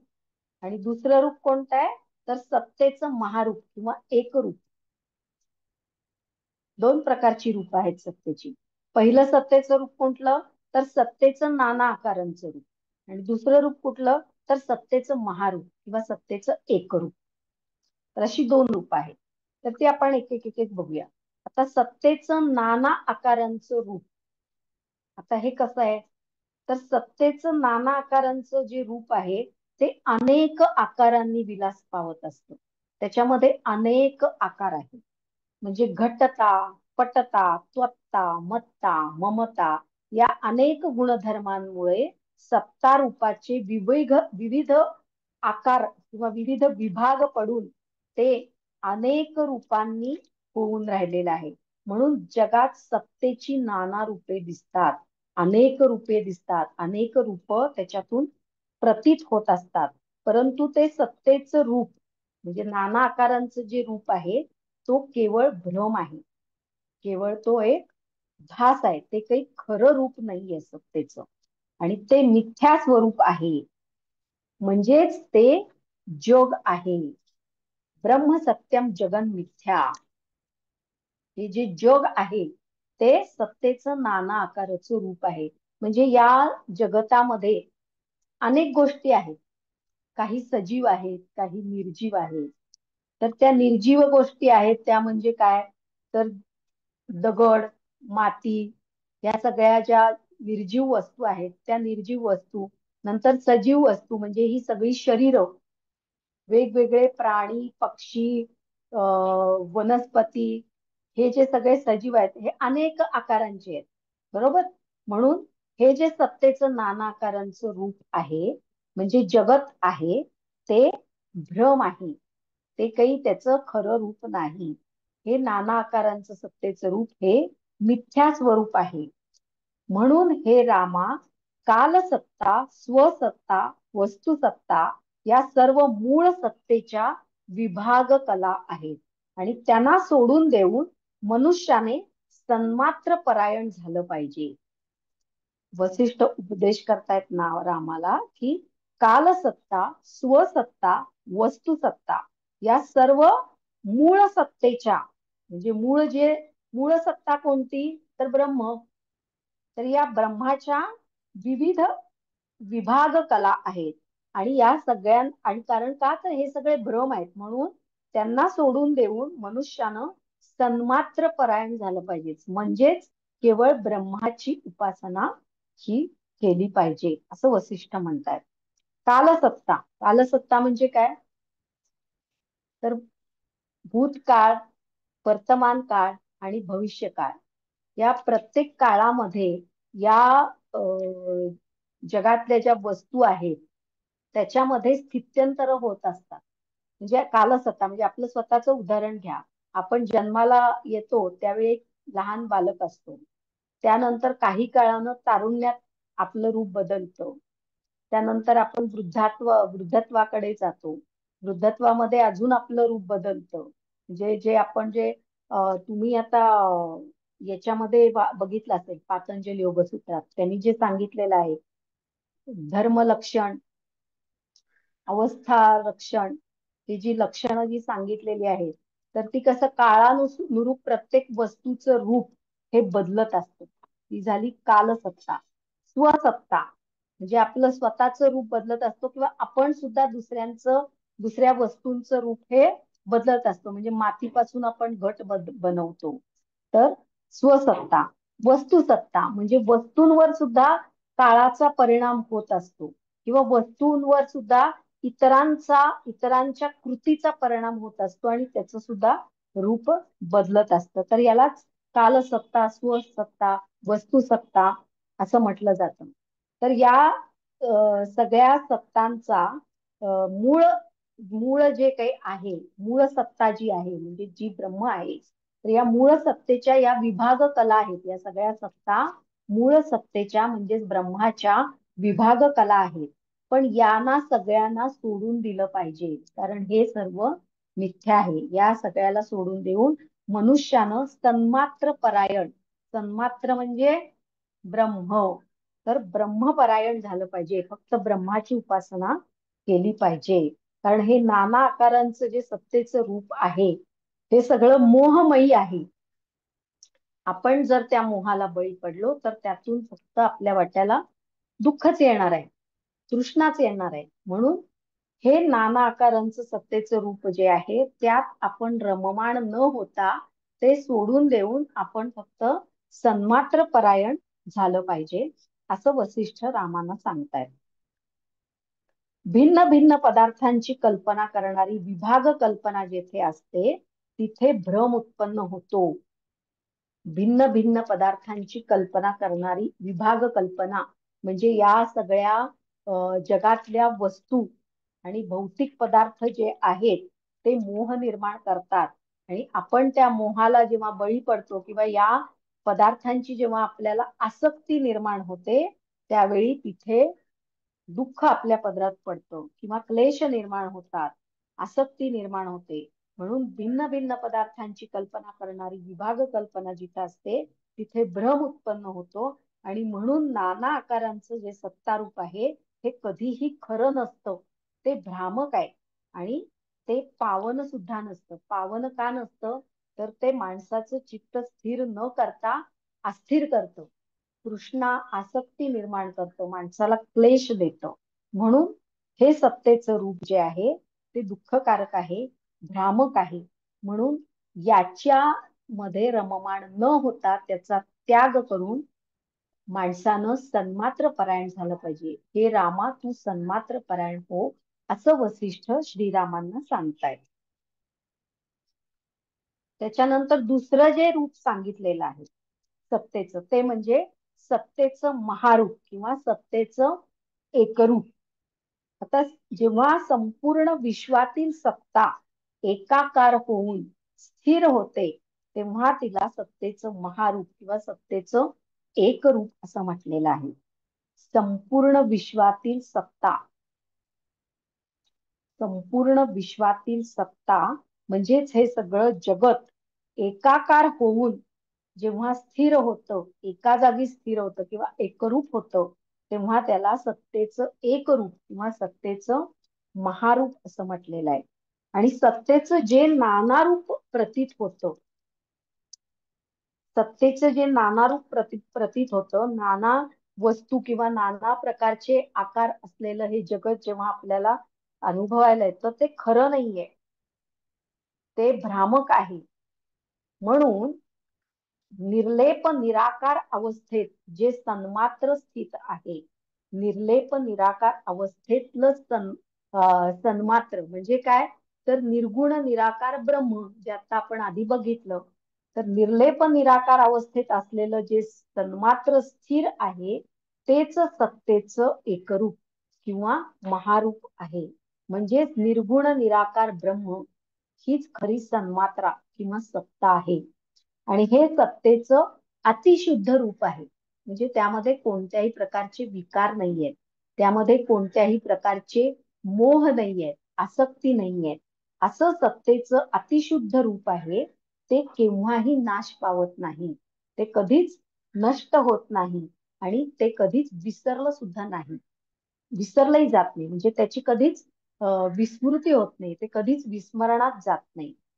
सत्तेतली जी कालसत्ता, स्वसत्ता, वस्तुसत्ता, हे सगळे जे काही विशेष रूप आहेत, ती जर टाकून दिली तर जे अविशेष अवशिष्ट राहतं किंवा अविशेष जे उरतं तेच सत्तेचं खरं महारूप आहे. आणि म्हणून हे रामा तू सतत या सत्तेच्या एक रूपाचे ध्यान कर. नाना प्रकारच्या सत्तेच्या रूपामध्ये तू गुंतून पडू नकोस, तर तू या सत्तेच्या एकरूपाचं ध्यान कर, त्याचीच उपासना कर, सन्मात्र परायण हो, असं वसिष्ठ रामांना सांगतात. जिथं सर्व सत्ता लय पावते, जिथे ही जी नाना आकारांची जी सत्ता आहे ना, ती जिथं लय पावते, नष्ट होते, अशा अनंतपदी, परमपदी, कैवल्यपदी तू जाऊन राहशील, जर तू ते सन्मात्र परायण होशील तर. म्हणून त्या स्थानी पोचलेला जो मनुष्य आहे तो पुन्हा कधीच दुःखात पडत नाही. कारण का, तर तो या नाना आकारांच्या मोहमयी सत्तेच्या रूपामध्ये रममाण होत नाही. त्यामुळे त्याच्या चित्तामध्ये कुठल्याही वासना निर्माण होत नाहीत, आसक्ती निर्माण होत नाही, तो कुठल्याही मोहाला बळी पडत नाही. त्याच्यामुळं सत्तेच्या एकरूप जे रूप आहे त्या ठिकाणी पोचलेला मनुष्य हा पुन्हा दुःखात कधीच पडत नाही. आणि हे जे कैवल्य पद आहे किंवा परम पद आहे, ते पद सर्व हेतूंचा हेतू आहे. म्हणजे या सगळ्या मनुष्य जन्माचं जे काही हेतू आहे, मोक्ष मिळवणं, हे पद या सर्वांच्या हेतूंचा हेतू आहे आणि तेच सर्वांचं सार आहे. आता जसं एखादा तलाव आहे किंवा एखादं सरोवर आहे किंवा नदी आहे, तर त्याच्या किनाऱ्यावर जे वृक्ष असतात किंवा ज्या काही डोंगर दऱ्या किंवा ज्या काही वस्तू असतात, तर त्याचं प्रतिबिंब त्या तलावाच्या किंवा सरोवराच्या पाण्यात पडतं. सरोवरात तटावरील वृक्ष जसे सरोवरात प्रतिबिंबित होतात, तसं त्या सत्तेच्या महारूपात त्या विस्तीर्ण चित दर्पणात सर्व विश्वातील वस्तू प्रतिबिंबित होत असतात. म्हणजे जसं सरोवराच्या काठावरच्या वस्तूंचं प्रतिबिंब सरोवराच्या पाण्यात पडतं, तसं सत्तेच्या या महारूपामध्ये किंवा एकरूपामध्ये त्या विस्तीर्ण चित दर्पणामध्ये, दर्पण म्हणजे आरसा, तर या चित दर्पणामध्ये सर्व विश्वातील वस्तू या प्रतिबिंबित होत असतात. म्हणून पण ते प्रतिबिंब खरं आहे का? नाहीये. ते प्रतिबिंब खरं नाहीये. ते केवळ प्रतिबिंब पडलेले आहेत, त्या वस्तू खऱ्या नाहीयेत. म्हणून हे नाना रूपाची जी सत्ता आहे ती खरी नाहीये. तर सत्तेचं जे महारूप आहे ते खरं आहे. म्हणून त्याच्यातच तू रममाण हो, सन्मात्र परायण हो, असं रामांना वसिष्ठ सांगतायत. तर आता हे सत्तेचं जे महारूप आहे, तर त्याची काय वैशिष्ट्य आहेत? सत्तेचं जे महारूप आहे किंवा एकरूप जे आहे, ते सत्तेचं अतिशुद्ध रूप आहे. तर ही सत्ता जी आहे, एकरूप जे आहे, ती निर्लेप आणि निराकार सत्ता आहे. त्यानंतर सत्तेचं महारूप जे आहे ते कधीच नाश पावत नाही, त्याचा कधीच नाश होत नाही, ते कधीच विस्मृतीत जात नाही. एकदा तुम्हाला त्याचं ज्ञान झालं की ते कायमचं स्मरणात राहतं.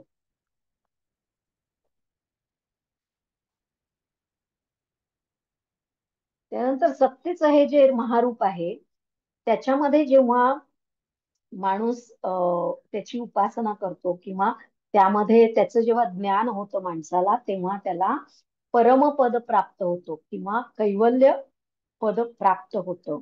आणि या सत्तेच्या महारूपातच सगळ्या विश्वाची सत्ता, विश्वसत्ता ही एकाकार झालेली आहे, असं हे सत्तेच्या महारूपाचं वर्णन केलेलं आहे. आता या दोन्हीत फरक काय आहे ते आपण बघूया. सत्तेची जी दोन रूप आहेत, म्हणजे नाना आकाराचं रूप आणि सत्तेचं एक रूप, या दोन्हीमध्ये काय फरक आहे असा पण प्रश्न काही वेळा आलेला आहे की सत्तेची दोन रूपे कोणती, दोन्हीतील फरक किंवा दोन्हीतील भेद स्पष्ट करा, असा पण प्रश्न एकदा आलेला होता पेपरमध्ये. तर त्याचं स्पष्टीकरण लिहिताना भेद हा असा लिहायचा आहे: नाना आकारांचं जे रूप आहे ते विविध आकारांनी हे रूप विलास पावतं. या उलट सत्तेचं जे एकरूप आहे ते पूर्ण विश्वाची सत्ता या ठिकाणी एकाकार होते. नंतर नाना आकाराचं जे रूप आहे ते भ्रम उत्पन्न करतं, हे रूप मिथ्या स्वरूप आहे.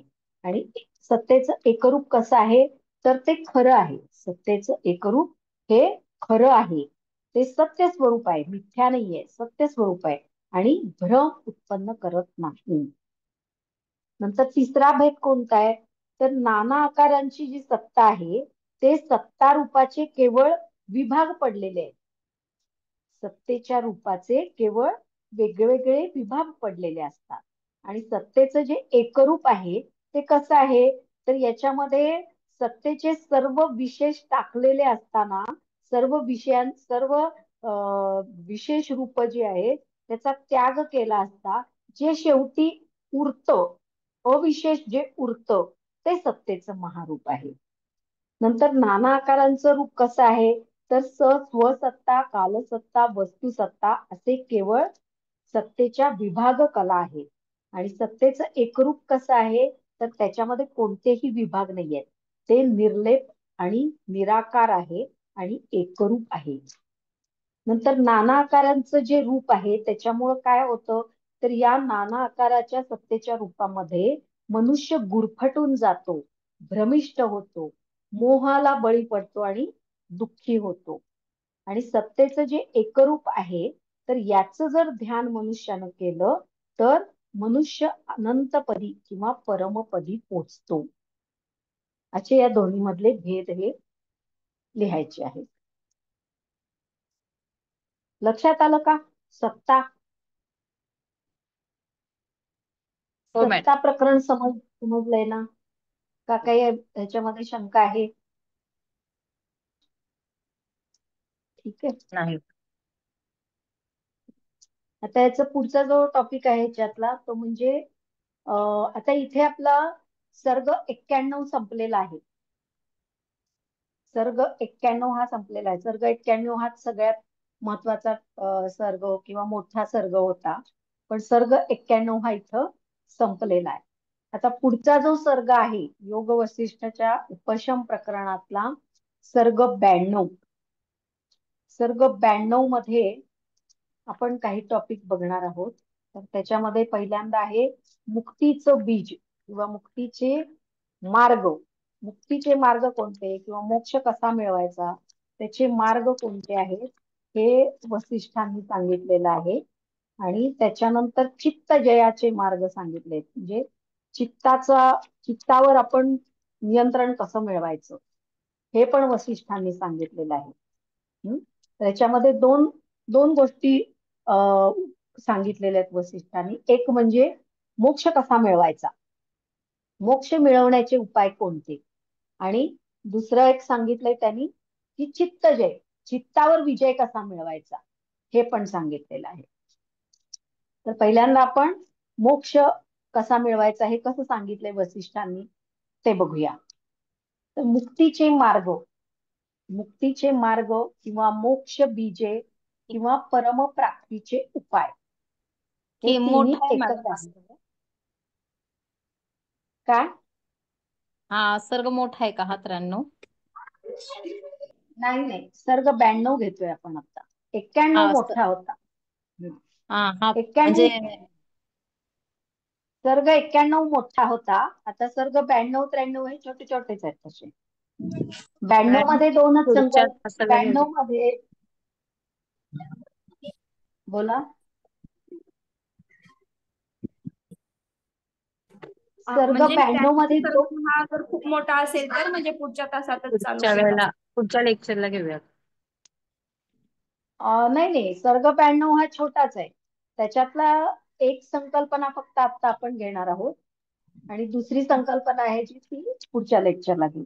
ही पहिली जी संकल्पना आहे ते छोटाच टॉपिक आहे म्हणून तो आता घेऊन टाकूया.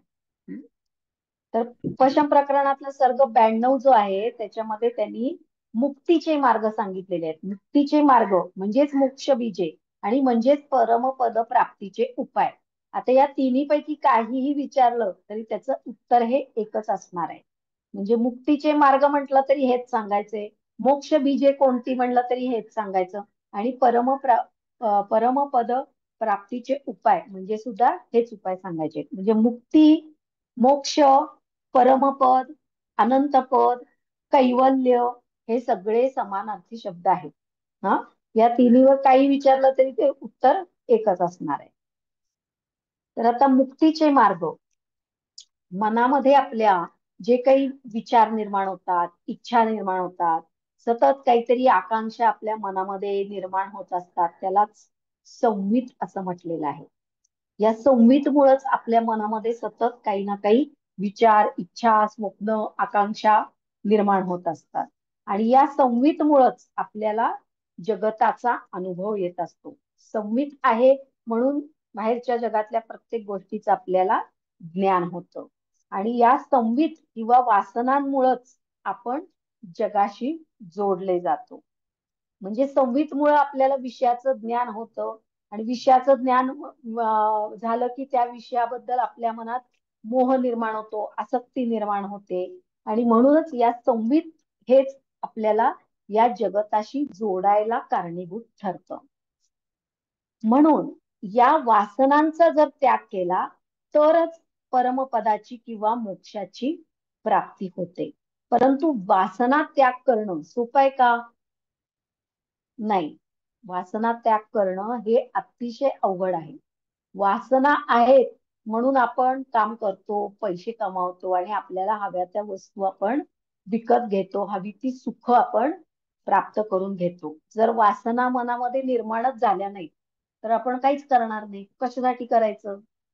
एखादी गोष्ट पाहिजे ती वस्तू घेण्यासाठी पैसे पाहिजेत, ते पैसे मिळवण्यासाठी काम केलं पाहिजे आणि काम मिळण्यासाठी शिक्षण घेतलं पाहिजे आणि त्यासाठी पण मेहनत केली पाहिजे. म्हणून म्हणजे ते एखादी वस्तू मिळवण्यासाठीच आपण सगळं काही करत असतो. पण जर वासनाच निर्माण झाली नाही, आपल्याला कुठला मोहच नाही, आपल्याला काही नकोच आहे, काही मिळवायचंच नाहीये, तर मग परमपदाची प्राप्ती, वासनांचा जर त्याग केला तरच आपण अध्यात्माच्या मार्गाला लागू शकतो किंवा योग साधना करू शकतो आणि त्याच्यामुळं परमपदाची किंवा मोक्षाची प्राप्ती होते. परंतु वासना त्याग करणं हे सोपं नाहीये. जसं सुमेरू पर्वत उखडून टाकणं अवघड आहे, तितकंच वासना त्याग करणं सुद्धा अत्यंत अवघड आहे. जोपर्यंत वासना त्याग होत नाही तोपर्यंत चित्त शांती होत नाही. आपल्याला एखादी वस्तू पाहिजे असली की सतत आपल्या मनामध्ये त्याचा ध्यास लागलेला असतो, आपण सतत त्या वस्तूचं चिंतन करत असतो आणि जेव्हा ती वस्तू आपल्याला मिळते तेव्हाच आपलं चित्त शांत होतं. पण ते खऱ्या अर्थानं चित्त शांत होतं का? नाही, ते तात्पुरतं शांत होतं आणि परत दुसऱ्या वस्तूची वासना आपल्या चित्तामध्ये निर्माण होत असते. म्हणून पूर्णपणे व्यासनेचा जोपर्यंत त्याग आपण करत नाही तोपर्यंत चित्त शांती होत नाही आणि जोपर्यंत चित्त शांती होत नाही तोपर्यंत तत्वज्ञान होत नाही. म्हणजे मुख्य तत्वाचं म्हणजे ब्रह्मज्ञानाचं ब्रह्मज्ञान आपल्याला होत नाही. जोपर्यंत वासना त्याग होत नाही तोपर्यंत चित्त शांती होत नाही. जोपर्यंत चित्त शांती होत नाही तोपर्यंत तत्वज्ञान होत नाही. जोपर्यंत तत्वज्ञान होत नाही तोपर्यंत मोक्ष प्राप्ती होत नाही. कारण जोपर्यंत तत्वज्ञान होत नाही तोपर्यंत आपल्याला आत्म्याचं ज्ञान होत नाही, आत्म्याचा अनुभव होत नाही. जोपर्यंत आपल्याला आत्म्याचा अनुभवच घेता येणार नाही तोपर्यंत आपला आत्मा परमात्म्याशी एकरूप होऊ शकणार नाही आणि तोपर्यंत आपल्याला मोक्ष प्राप्तीही होणार नाही. म्हणजेच हे सगळे जे उपाय आहेत ते एकमेकांवर अवलंबून आहेत. म्हणून या सर्गामध्ये वसिष्ठ म्हणून मोक्षाची 3 बीज किंवा 3 उपाय सांगितलेले आहेत. तर कोणते आहेत ते 3 उपाय? तर पहिला उपाय आहे वासना त्याग करणं, दुसरा उपाय आहे चित्त शांती किंवा मनोनाश करणं किंवा चित्त नाश करणं आणि तिसरा जो उपाय आहे तो म्हणजे तत्वज्ञान प्राप्त करून घेणं. अशी ती मोक्षाची 3 बीज किंवा 3 उपाय आहेत. आता हे मोक्षाची जी 3 बीज आहेत किंवा मोक्षाचे जे 3 उपाय आहेत ती एकमेकांची कारण आहेत. म्हणजेच ते एकमेकांवर अवलंबून आहेत. त्यांचा एकेकाचा अभ्यास करून जर मोक्ष मिळवायचं म्हणलं तर ते शक्य होणार नाही. कारण ते एकमेकांवर अवलंबून असल्यामुळं या तिन्ही गोष्टी एकाच वेळी करणं आवश्यक आहे. तरच मोक्ष पदाची प्राप्ती ही आपल्याला होऊ शकते. एकेकाचा जर त्याग करायचं म्हणलं आणि मोक्ष मिळवायचा म्हणलं तर ते शक्य होणार नाही. का बरं? तर एक त्याच्यासाठी त्यांनी उदाहरण दिलेलं आहे. त्यांनी उदाहरण काय दिलंय? तर युद्धामध्ये अनेक योद्धे रणभूमीवर 2 पक्षातले एकमेकासमोर उभे असतात. पण जर एक एक सैनिक लढायला पुढे आला तर काय होईल? तो एक एक सैनिक मारणं शत्रू पक्षाला काही अवघड नाहीये ना. आला समोर सैनिक की मारून टाका, आला समोर सैनिक की मारून टाका. असं करत सगळे सैनिक मरून जातील आणि पराभव पत्करावा लागेल. मग म्हणून एक एक सैनिक पुढे सोडून काही उपयोग नाही. युद्धामध्ये एक एक योद्धा रणभूमीवर जर लढायला गेला तर राज्याला कधीच विजय प्राप्त होणार नाही. त्याचप्रमाणे वासनाक्षय, चित्त शांती आणि तत्वज्ञान या मोक्षाच्या 3 बीजांपैकी जर एकेकाचा अभ्यास केला तर मोक्ष प्राप्ती कधीच होणार नाही. म्हणून या 3ही मोक्ष बीजांचा एकाच वेळी एक समवाय छेदे म्हणजे एकाच वेळी जर अभ्यास केला तर तिन्ही मोक्ष बीजांचे सामर्थ्य हे एकत्र येईल. तिन्ही मोक्ष बीजांचे सामर्थ्य एकत्र येईल आणि ते सामर्थ्य हे एकेकापेक्षा मोठं असणार आहे आणि त्यामुळं मग मोक्ष आणि परमपदाची प्राप्ती करून घेणं हे सोपं जाईल. म्हणून तिन्ही उपायांची साधना किंवा तिन्ही मोक्ष बीजांची जी साधना आहे ती एकाच वेळी करणं आवश्यक आहे. आणि त्या सर्वांचे सामर्थ्य जेव्हा एकत्र येईल त्यावेळी जसं त्रिवेणी संगमाच्या ठिकाणी तीन नद्यांचे प्रवाह एकत्र आलेला असतात आणि त्यामुळं पाण्याच्या प्रवाह हा वाढतो. ते पाण्याचं जे पात्र आहे, नदीचं जे पात्र आहे ते पण वाढतं आणि पाण्याच्या प्रवाहाला एवढा वेग प्राप्त होतो की तो प्रवाहाचा वेग जो आहे, ती जी ताकद आहे ती एखाद्या पर्वताला सुद्धा भेदू शकते. त्यामुळं त्याप्रमाणे तीनही मोक्ष बीजांच्या एकत्रित सामर्थ्यानं मोक्षाची फलप्राप्ती किंवा मोक्षप्राप्ती ही होणं शक्य आहे. अशा रीतीनं वासनाक्षय, चित्त शांती आणि तत्वज्ञान यांचा एकत्र किंवा दीर्घकाळ प्रयत्नपूर्वक जर अभ्यास केला तरच मुक्तीचा मार्ग मोकळा होतो आणि परमपदाची प्राप्ती होते. म्हणूनच उठताना, बसताना, जाताना, खाताना, पिताना, झोपताना, स्पर्श करताना, वास घेताना, उभे राहताना, जागृतीत, झोपेत, स्वप्नात, प्रत्येक वेळी, प्रत्येक अवस्थांमध्ये परमकल्याणासाठी किंवा मोक्षासाठी या तीनही उपायांचा एकत्रित अभ्यास हा करणं आवश्यक आहे. कोणती कोणती आहेत मोक्षाची तीन बीज? वासनाक्षय, कोणती कोणती बीज आहेत मी आता सांगितली? क्षय, चित्तशांती आणि तत्वज्ञान. तर वासनाक्षय, चित्त शांती आणि तत्वज्ञान ही तीन मोक्षाची बीज आहेत आणि या तिन्हींचा अभ्यास एकाच वेळी केला पाहिजे. तेव्हाच त्या सगळ्याचं सामर्थ्य एकत्र येऊन त्या योगाची आध्यात्मिक ताकद एवढी वाढते की त्यामुळं त्याला मोक्ष प्राप्ती करून घेणं हे सहजपणे शक्य होतं. म्हणून सतत बसता, उठता, झोपता, खाता, पिता प्रत्येक कुठल्याही अवस्थेमध्ये त्यानं या तीनही मोक्षभुजांचा एकत्रित अभ्यास हा केला पाहिजे, तरच त्याला मोक्षप्राप्ती होऊ शकते. त्याच्या मनामध्ये मग कोणत्याही प्रकारच्या वासना या निर्माण होत नाही.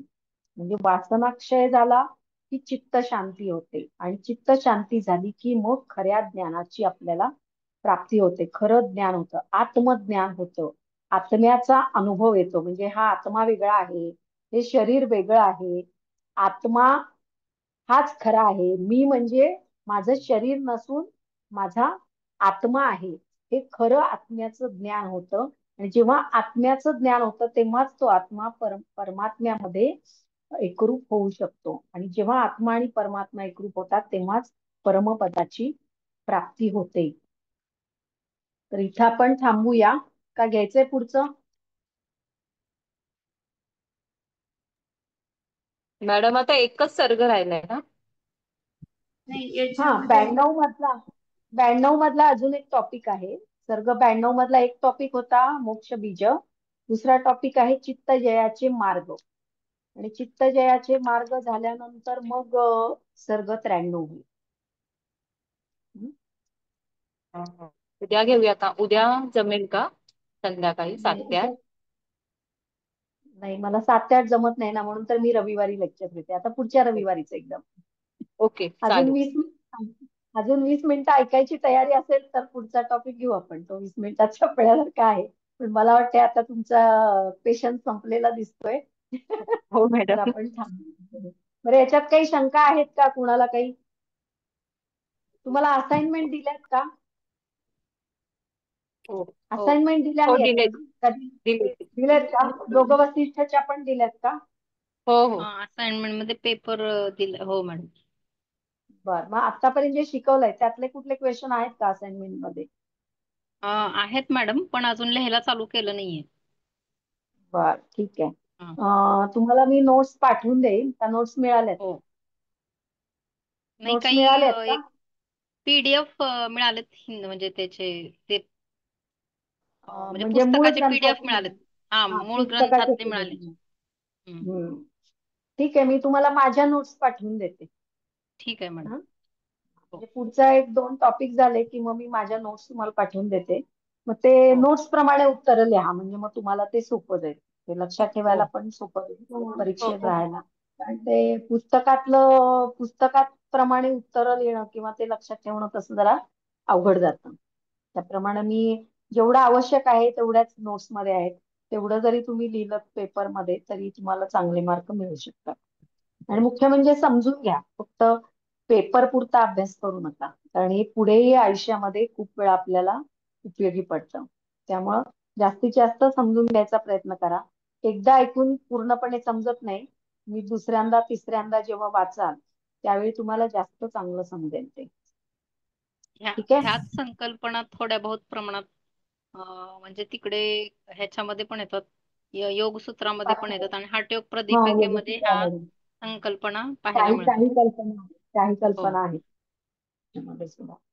ठीक आहे, चालेल. तर थांबूया आपण इथे. थँक्यू धन्यवाद मॅडम. मॅम. धन्यवाद. Okay, okay.